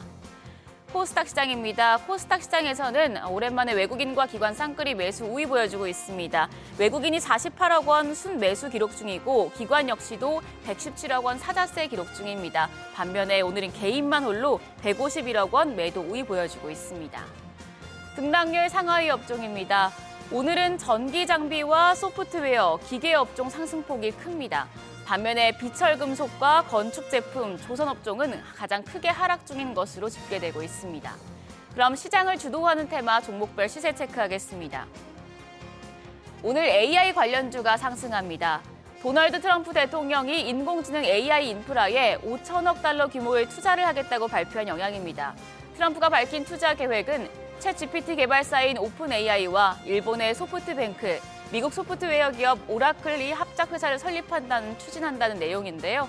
이 소식에 AI 챗봇 관련주가 오늘 좀 좋은 흐름 보여주고 있습니다. 폴라리스 AI가 10% 넘게 올라갑니다. 현재 거래가 3,250원이고요. 이스트 소프트가 4%대 강세로 22,900원, 브리지텍이 3.65% 상승하며 5,400원에 거래되고 있습니다. 더불어서 솔트룩스가 4.45% 오름세로 23,450원, 플리토도 3.63% 강세로 현재 거래가 16,840원으로 집계됩니다. 양자 컴퓨터 관련주도 올라갑니다. 간밤 뉴욕 증시에서 양자 컴퓨터 관련주들이 급등한 데 따른 것으로 풀이가 되는데요. 관련주 내에서 한국 첨단 소재가 현재 12% 가까운 상승세 보여주고 있습니다. 거래가 7,660원이고요. 아이윈 플러스가 12.5% 급등하며 1,408원에 거래 중입니다. 그밖에 바이오로그 디바이스가 7% 가까운 강세 흐름 보여주고 있고 ICTK가 3.17% 상승하며 9,110원, 더불어서 엑스게이트도 4% 넘는 상승세 유지 중입니다.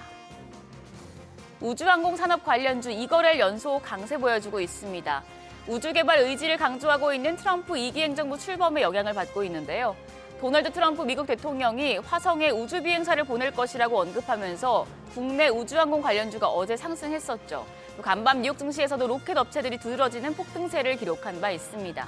오늘 우주항공 산업 관련주에서 인텔리안테크가 2.4% 강세 보여줍니다. 44,400원에 거래되고 있습니다. HVBM입니다. 4%대 강세, 거래가 25,200원이고요. 루미르가 5.38% 올라갑니다. 1380원.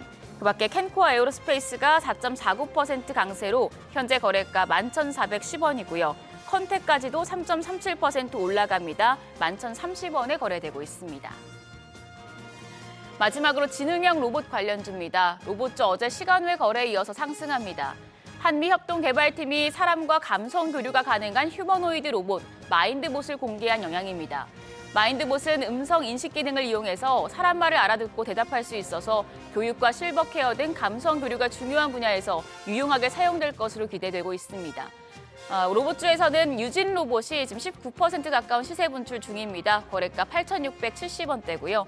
로보로보가 12%대 강세 보여줍니다. 4,720원. 그밖에 로보스타와 휴림 로봇이 5%대 오름세 보여주고 있습니다. 로보스타가 3350원, 휴림 로봇 1691원대에 거래되고요. 더불어서 솔트룩스 4.23% 오름세로 현재 거래가 23,400원으로 집계되고 있습니다.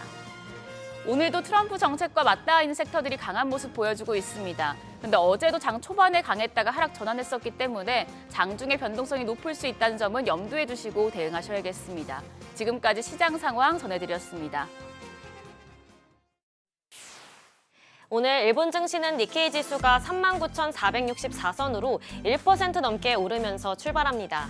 트럼프 대통령의 관세 정책에 대한 속도를 조절하면서 간밤 뉴욕 증시가 상승 마감했는데요. 이 훈풍이 일본 증시에도 전해졌습니다.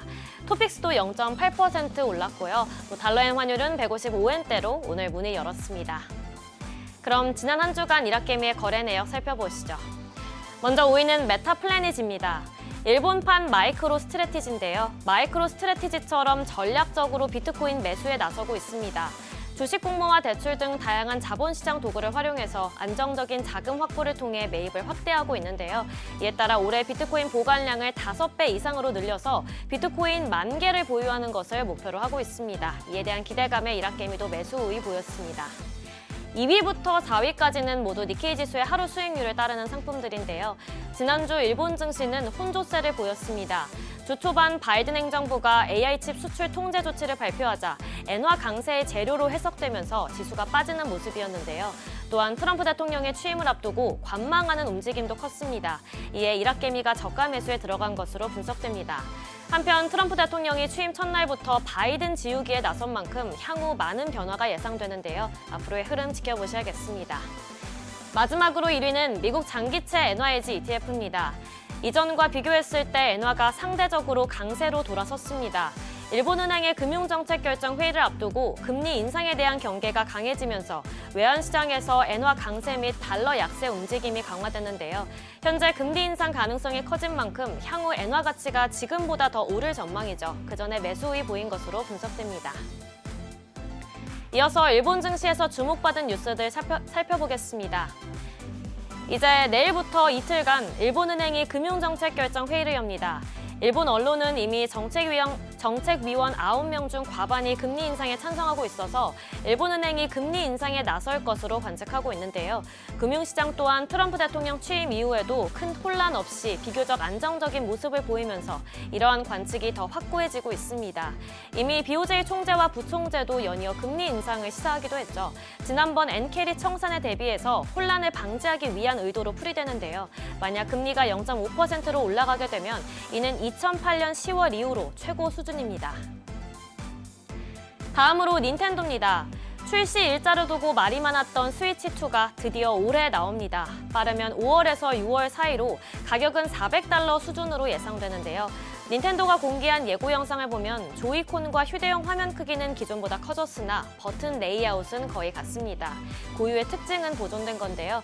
이처럼 스위치2가 출시되면서 올해 글로벌 콘솔 게임기 시장에서 일본의 닌텐도와 또 소니의 경쟁도 기대되고 있습니다. 마지막으로 토요타입니다. 글로벌 완성차 1위 기업인 토요타가 신차 판매량 순위에서 5년 연속으로 1위를 차지했습니다. 그러면서 독일의 폭스바겐을 제쳤는데요. 폭스바겐의 지난해 신차 판매량이 전년 대비 2% 감소한 902만 대를 기록했는데 토요타는 이미 지난해 11월까지 925만 대를 팔면서 압도적인 우위를 보였습니다. 한편 토요타는 향후 안정적인 생산을 위해 자국 내 생산망 재편에 나서는데요. 자연재해에 대비해서 아이치현의 생산 물량 가운데 20만 대씩을 도호쿠와 규슈 생산기지로 이전하는 방안을 추진하고 있습니다. 지금까지 일본 뉴스 전해드렸습니다.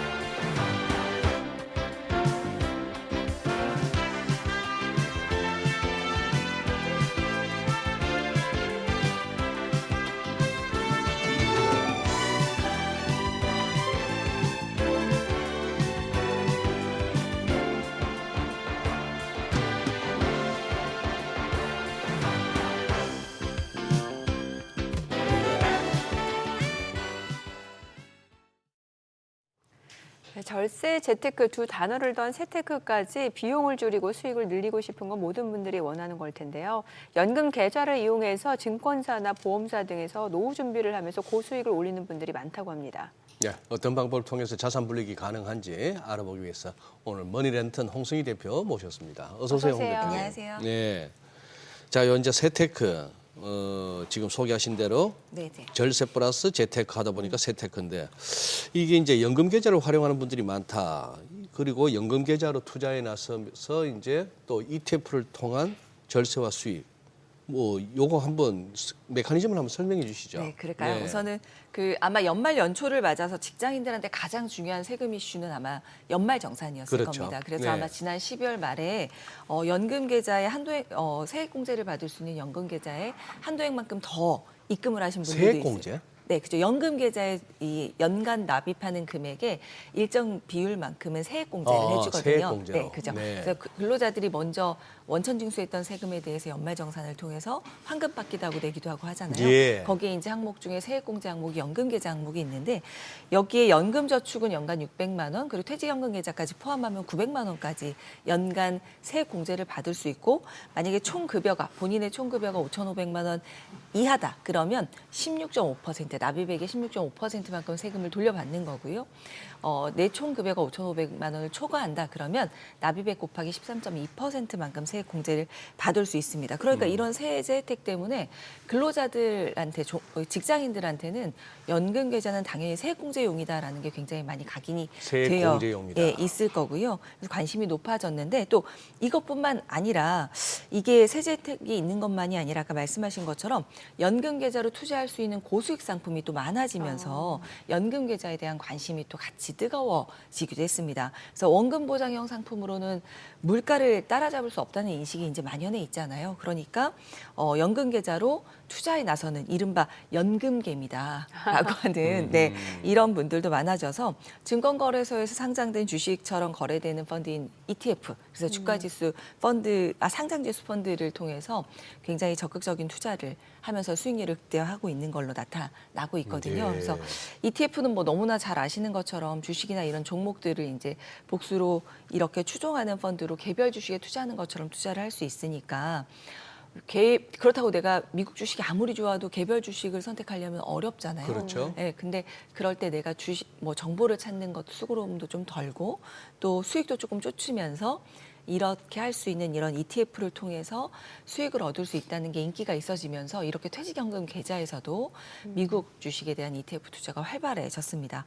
또 세제 측면에서 세액 공제만이 아니라 또 연금 계좌를 이용해서 이렇게 ETF 투자를 해외 ETF 투자를 할 경우에 기본적으로는 우리 매매 차익이나 분배금에 대해서 과세 이연 효과를 또 얻을 수가 있는 거거든요. 그러니까 만약에 해외 주식형 상품에 투자를 하면 매매 차익에 대해서 15.4% 배당 소득세를 내야 되잖아요. 그런데 이거는 1년의 수익이 배당 이자 소득을 합쳐서 2천만 원을 넘어가면 근소득 종합과세에 포함이 되니까 그럼 결국은 내가 갖고 있는 다른 소득과 합산해서 종합소득 과세가 되니까 이런 부담이 있었을 텐데 연금 계좌에서 이렇게 해외 주식형 펀드나 이런 데 투자를 하게 되면 배당 소득세를 부과하지 않고요. 그래서 나중에 연금을 인출할 때 네. 연금 소득세로 3.3에서 5.5%를 과세를 하기 때문에 당장 세금을 내는 대신 이걸 다시 또 재투자할 수 있는 과세 이연 효과로 더 높은 수익률을 기대할 수 있다라는 점도 인기 요인으로 분석이 되고 있습니다. 그래서 아마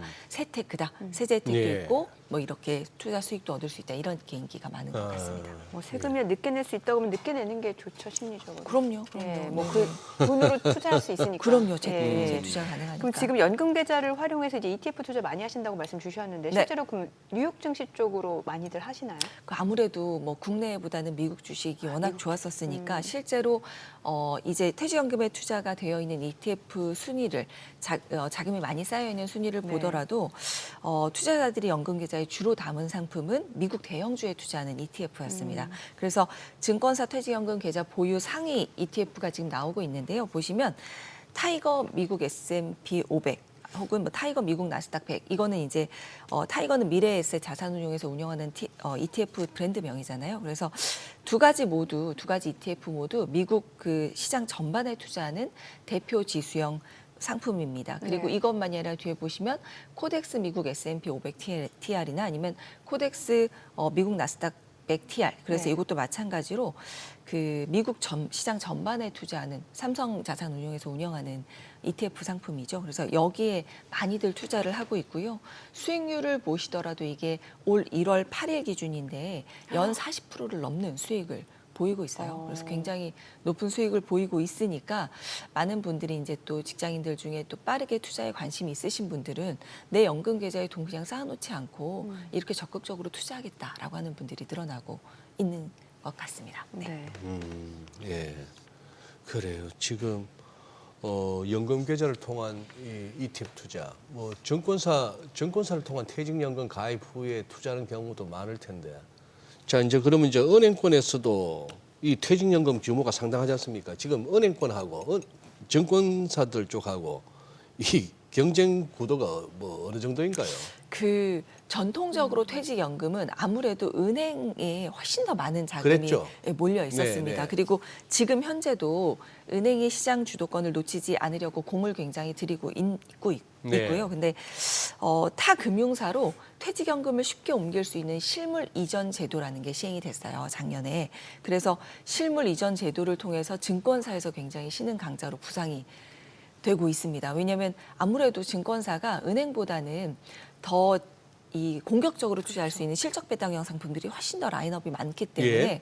이런 수익을 원하는 분들은 이제 기존의 은행에 있던 이 퇴직연금을 이렇게 증권사나 다른 금융사로 옮길 수 있는 제도가 쉽게 옮길 수 있는 제도가 시행이 되면서 증권사로 많이 옮겨가지 않을까라고 많이 이야기들을 하고 있고 그렇게 보고는 있는데 현재까지는 그래도 은행이 가장 많은 비중을 차지하고 있습니다. 지금 화면에 나오는 게 퇴직연금 현물 이전 제도라는 네, 거잖아요. 맞아요. 이거 맞습니다. 장단점 좀 알려주세요. 네, 그 퇴직연금 현물 이전 제도를 좀 설명을 드리면요. 네. 그 작년 10월에 시행이 됐거든요. 그러니까 이거는 기존의 퇴직연금에 갖고 있는 자산을 만약에 옮기고 싶다, 금융기관을. 그러면 어떻게 해야 되냐면 내가 A은행에 만약에 퇴직연금을 가입하고 있어요. 네. 근데 여기서는 수수료도 너무 비싸고 운영되는 상품도 마음에 안 들어요. 예. 그러니까 B 증권사로 옮기고 싶다. 어허. 그러면 기존에 있는 계좌에 있는 걸 다 해약을 했었어야 했어요. 아. 뭐 만기가 있는 뭐 원리금 상품, 예금 상품도 중도 해지하면 금리가 또 낮춰질 거고요. 또 만약에 해외 주식형 펀드면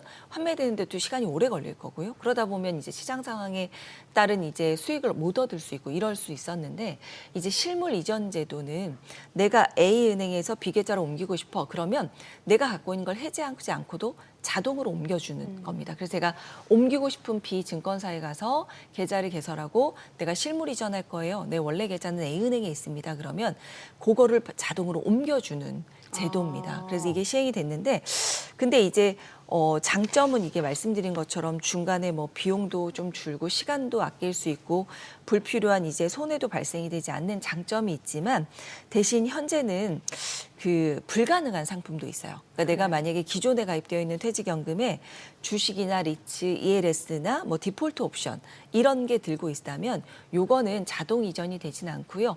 해약해서 현금으로 만들어 놓은 이후에 네. 옮겨 오셔야 됩니다. 아니 그러니까 지금 뭐 네. 대표님 말씀하신 뭐 주식 뭐 할 것 같으면 뭐 리츠, 거의 다 해당되는 거 아니에요? 그런데 이제 펀드도 있고요. 네. 펀드도 있고. 네, 펀드도 있고 뭐 그러니까 양쪽 금융사에 동일하게 운영되고 있는 상품이 있다면 그 상품은 옮겨올 수가 있는데, 옮겨올 수가 있는데. 예, 주식이나 해외 주식이나 이런 것들은 미리 환매를 해서 현금으로 만들어 놓고 옮겨 오셔야 됩니다. 지금 보시는 것처럼 가능한 것과 불가능한 것들이 나와 있죠. 그래서 ETF는 자동으로 옮길 수 있고 동일한 ETF를 네. 양쪽에 갖고 있다면 뭐 국채나 예금 같은 경우는 펀드는 옮겨올 수 있는데요. 주식 개별 종목 주식 투자하는 주식과 그다음에 리츠, 뭐 그리고 디폴트 옵션 이런 것들은 자동으로 옮겨지진 않고요. 이거는 기존 계좌에서 해지하고 현금화시킨 이후에 옮겨와야 됩니다. 그럼 보니까 약간 상대적으로 이전 불가능한 상품은 조금 공격적인 상품이네요. 보니까. 네, 아무래도 그런 것들도 있을 거고 또 이런 상품이 모든 금융사에 동일한 상품 라인업이 만들어져 있지도 않기 때문에 내가 기존에 투자하고 있는 상품과 동일한 상품이 옮기려고 하는 이 퇴직연금 운용사에 갖고 있어야지만 사업자에 있어야지만 옮겨올 수 있는 거니까요.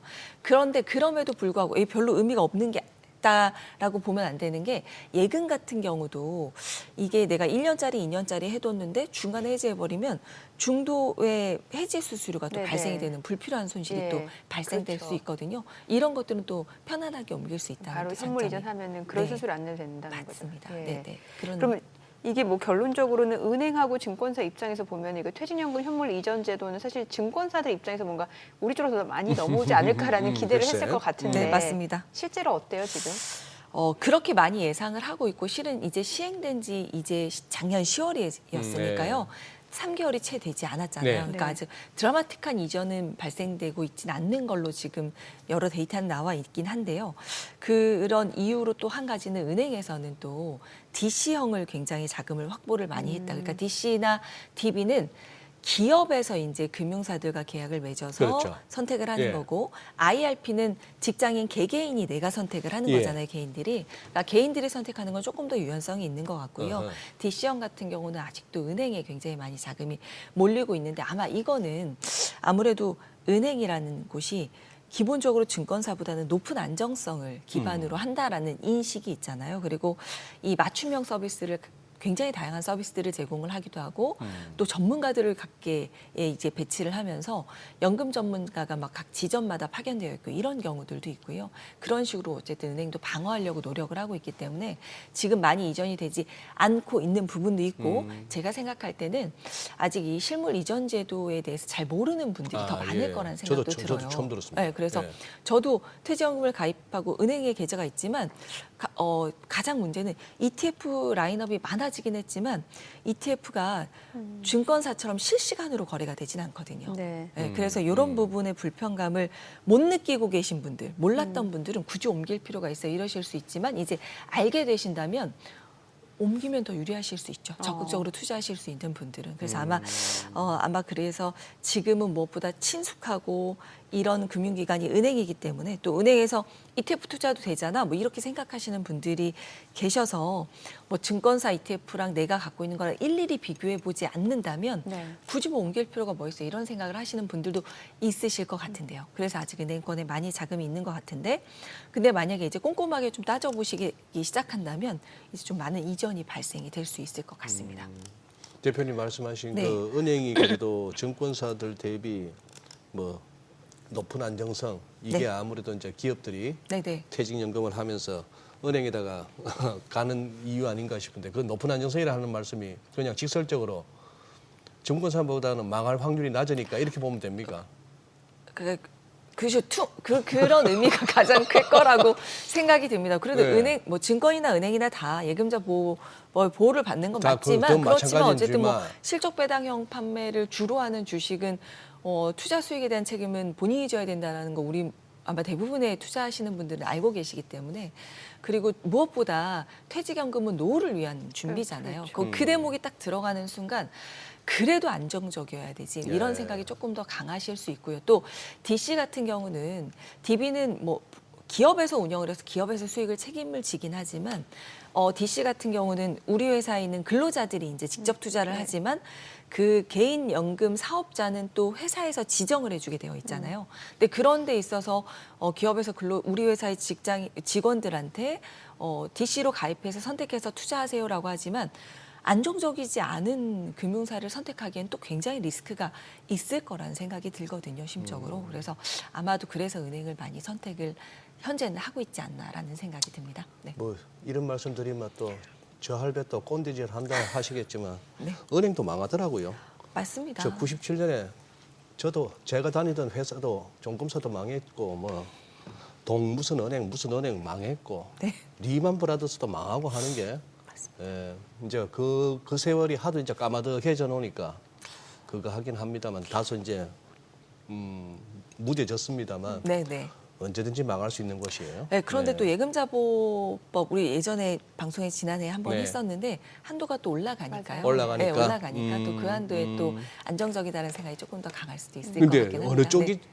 조금 네. 수익률이 좀 더 나은 데가 있나요? 은행하고 당연히 증권사 중에? 이 당연이라는 표현이 조금 그렇지만요. 네, 수익률은 그래도 증권사가 더 높겠죠. 조금 왜냐하면 나아요? 네. 은행보다는 증권사의 수익률이 실제로 높고 이런 높은 수익률을 이끄는 게 ETF입니다. 근데 ETF는 아까도 말씀드린 것처럼 실적 배당형 상품 중에서도 실시간 거래가 가능한 건 증권사거든요. 근데 은행은 ETF 라인업을 확대를 하고도 있고 적극적으로 이렇게 라인업에 투자를 넣고도 있지만 실제로 은행마다 이렇게 주식 투자하듯이 실시간 ETF를 거래하게 하지 않고요. 장중 한 번 혹은 종가로만 거래가 되기 때문에 우리가 주식 투자할 때는 실시간 투자를 하고 이 투자 수익을 얻기 위해서 노력을 하는데 그런 부분이 은행에서는 조금 더 떨어질 수 있으니까 결과적인 수익률을 비교를 해보면 아무래도 은행보다는 증권사의 수익률이 더 높은 것으로 지금 그래프상으로도 나타나고 있습니다. 그래서 아무래도 이 수익률 면에서는 은행은 뒤처질 수밖에 없는 운영 구조를 갖고 있는 것 같고요. 예. 예. 이 퇴직연금 사업에 진출한 지금 업계가 보니까 은행, 증권, 보험사. 네, 맞습니다. 국민연금도 지금 퇴직연금 시장에 진출할 가능성이 높다고 하잖아요. 네, 이게 무슨 이야기인가 하시는 네네네. 분들도 있을 텐데요. 퇴직연금을 기금화하자라는 얘기가 10여 년 전부터 실은 굉장히 오랫동안 나왔던 이야기였습니다. 예. 이 기금화에 예. 국민연금이 참여를 한다 이런 얘기가 지난해 8월 국회에서 이제 야당에서 이 근로자 퇴직급여 보장법 개정안을 발의하면서 나온 이야기로 갑자기 급부상이 됐는데요. 이 법안은 백인 초과 사업장에 대해서는 국민연금이 기금형 퇴직연금 사업자로 참여할 수 있게 하자라는 내용이 담겨 있어요. 아마 퇴직연금 적립금을 관리 운영하는 방식에는 크게 두 가지가 있는데요. 그러니까 하나는 국민연금이 기금을 운용하는 방식처럼 투자 전문가 집단이 국민들이 낸 금액을 갖고서 전문가 집단이 별도로 이제 운영을 하는 거예요. 그래서 이 투자 정보가 부족한 가입자를 대신해서 이 적립금을 관리 운용하는 조직이 별도로 있는 게 기금형인 거고요. 다른 하나는 중개 조직을 거치지 않고 직접 투자를 하는 겁니다. 지금 퇴직연금 같은 형태죠. 가입자가 뭐 회사가 될 수도 있고 근로자가 될 수도 있지만 직접 퇴직연금 사업자랑 계약을 맺어가지고 퇴직연금 사업자는 은행, 증권, 보험사랑 계약을 맺어서 내가 어떤 상품을 투자할지를 선택하는 게 이제 계약형인데 이런 기금형에 대한 얘기가 나오고 국민연금이 부상이 되게 된 이유는 아마 2005년에 퇴직연금 제도 도입 이후에 퇴직연금 수익률이 기대에 못 미쳐왔기 때문입니다. 2.35%란 최근 5년간 2024년 기준으로요. 연평균 수익률만 보더라도 같은 기간의 국민연금 수익률이 연평균 6.86%에 비하면 현저히 못 미치고 뒤진다라고 이야기가 되고 있는데 실은 이걸 조금 더 들여다보면요. 이렇게 수익률이 낮은 이유는 안정적인 원리금 보장형 상품에 90% 이상이 들어가 있기 때문입니다. 네. 퇴직연금에 이제 2005년부터 시작이 됐으니까 기금에 굉장히 많은 돈이 쌓여 있을 텐데 이 자금이 적극적인 투자가 이루어지지 않고 안정적인 예금에 쌓여 있기 때문에 국민연금처럼 전문가가 운영하는 집단은 지금 글로벌 자산 배분을 통해서 굉장히 수익을 많이 내고 있잖아요. 이보다는 못하고 있다라는 게 현실인 거고 그럼에도 불구하고 국민연금이 들어오는 건 안 된다라는 반대 의견도 있거든요. 이 의견은 실제 퇴직금 적립액 중에 실적 배당형의 평균 수익률은 2023년 기준으로는 13.27%로 국민연금 수익률이 13.59%인 것과 비슷하다라는 이야기를 하고 있습니다. 또 기금형 제도 도입에 신중해야 된다는 얘기 중에 또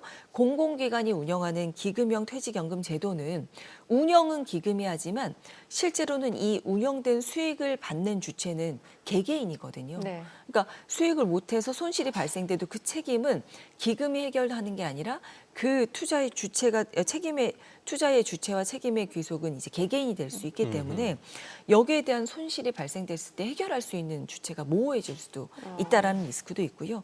그래서 근로자의 노후 소득에 영향을 미칠 수 있다. 물론 이런 이야기가 나오면 또 이제 뭐 다른 안전장치가 또 만들어질 수는 있겠지만 이런 부분이 있고 또 우리나라의 연금 제도는 1, 2, 3층으로 다층 연금 제도를 표방을 하고 있습니다. 1층은 국민연금, 2층은 퇴직연금, 3층은 개인연금 각각의 세제 혜택을 주고 있고요. 그런데 이렇게 되면 1층의 국민연금과 2층의 퇴직연금이 결국은 혼용이 될 수 있을 거고요. 이러다 보면 이제 다양성이나 이제 분산 효과가 떨어지기 때문에 이런데 연금 체계가 붕괴될 수 있기 때문에 이거는 그렇게 국민연금이 들어오면 안 된다. 이런 얘기를 목소리를 내시는 분들도 예. 있는 것 같습니다. 그러네요. 네. 확실히 섞이겠네요. 네, 네. 예. 연금 계좌를 통해서 ETF 뭐 투자 많이 하신다고 하니까 앞서 보니까 수익률도 앞서 1월 8일 기준으로 뭐 한 40% 넘어가니까 네.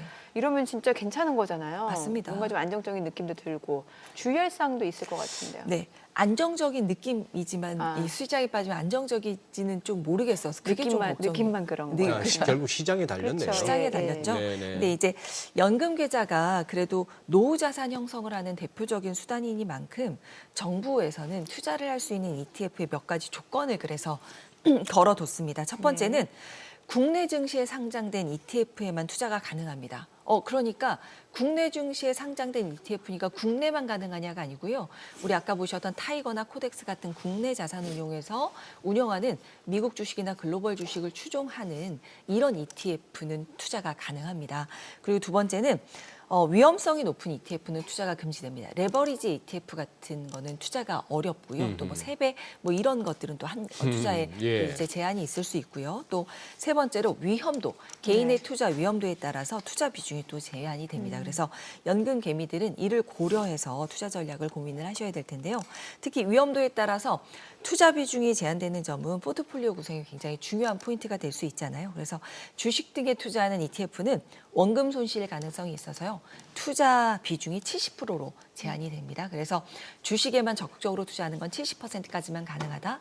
그리고 국채에 투자하는 ETF는 대신 안전자산으로 분류가 되기 때문에 퇴직연금 계좌에 들어있는 적립액에서 100%까지 투자가 가능하니까 채권형 중에도 수익이 잘 나고 주식 편입이 좀 있는 이런 ETF들도 요즘 관심이 뜨겁고 투자를 많이 하시는 분들이 그 리스트를 또 공유하기도 하시더라고요. 그래서 이런 부분들을 잘 고려하셔서 ETF 포트폴리오를 잘 짜서 수익을 내시면 좋을 것 같습니다. 네, 오늘 내용 잘 들었습니다. 고맙습니다. 네, 고맙습니다. 네, 오늘 양시장 보니까 지금 외국인은 좀 선물해서 사고 선물은 좀 팔고 있는 양상인데 오늘 제약바이오 섹터가 굉장히 강하네요. 네. 예. 또 외국인이 현선물 사고 있는 코스닥이 또 상대적으로 상승폭이 또 더 크기도 하고 네. 여전히 뭐 외국인이 주도는 하고 있습니다. 네, 저희 방송 중에 전해드린 내용과 관련해서 모든 투자 판단의 책임은 투자자분들께 있다는 점 알려드립니다. 네, 세상의 모든 돈 되는 정보 재테크 노하우 머니쇼 오늘은 여기서 인사드리겠습니다. 여러분의 모든 경제 SBS 비즈가 함께하겠습니다. 저희는 내일 오전 8시에 찾아뵙겠습니다. 고맙습니다.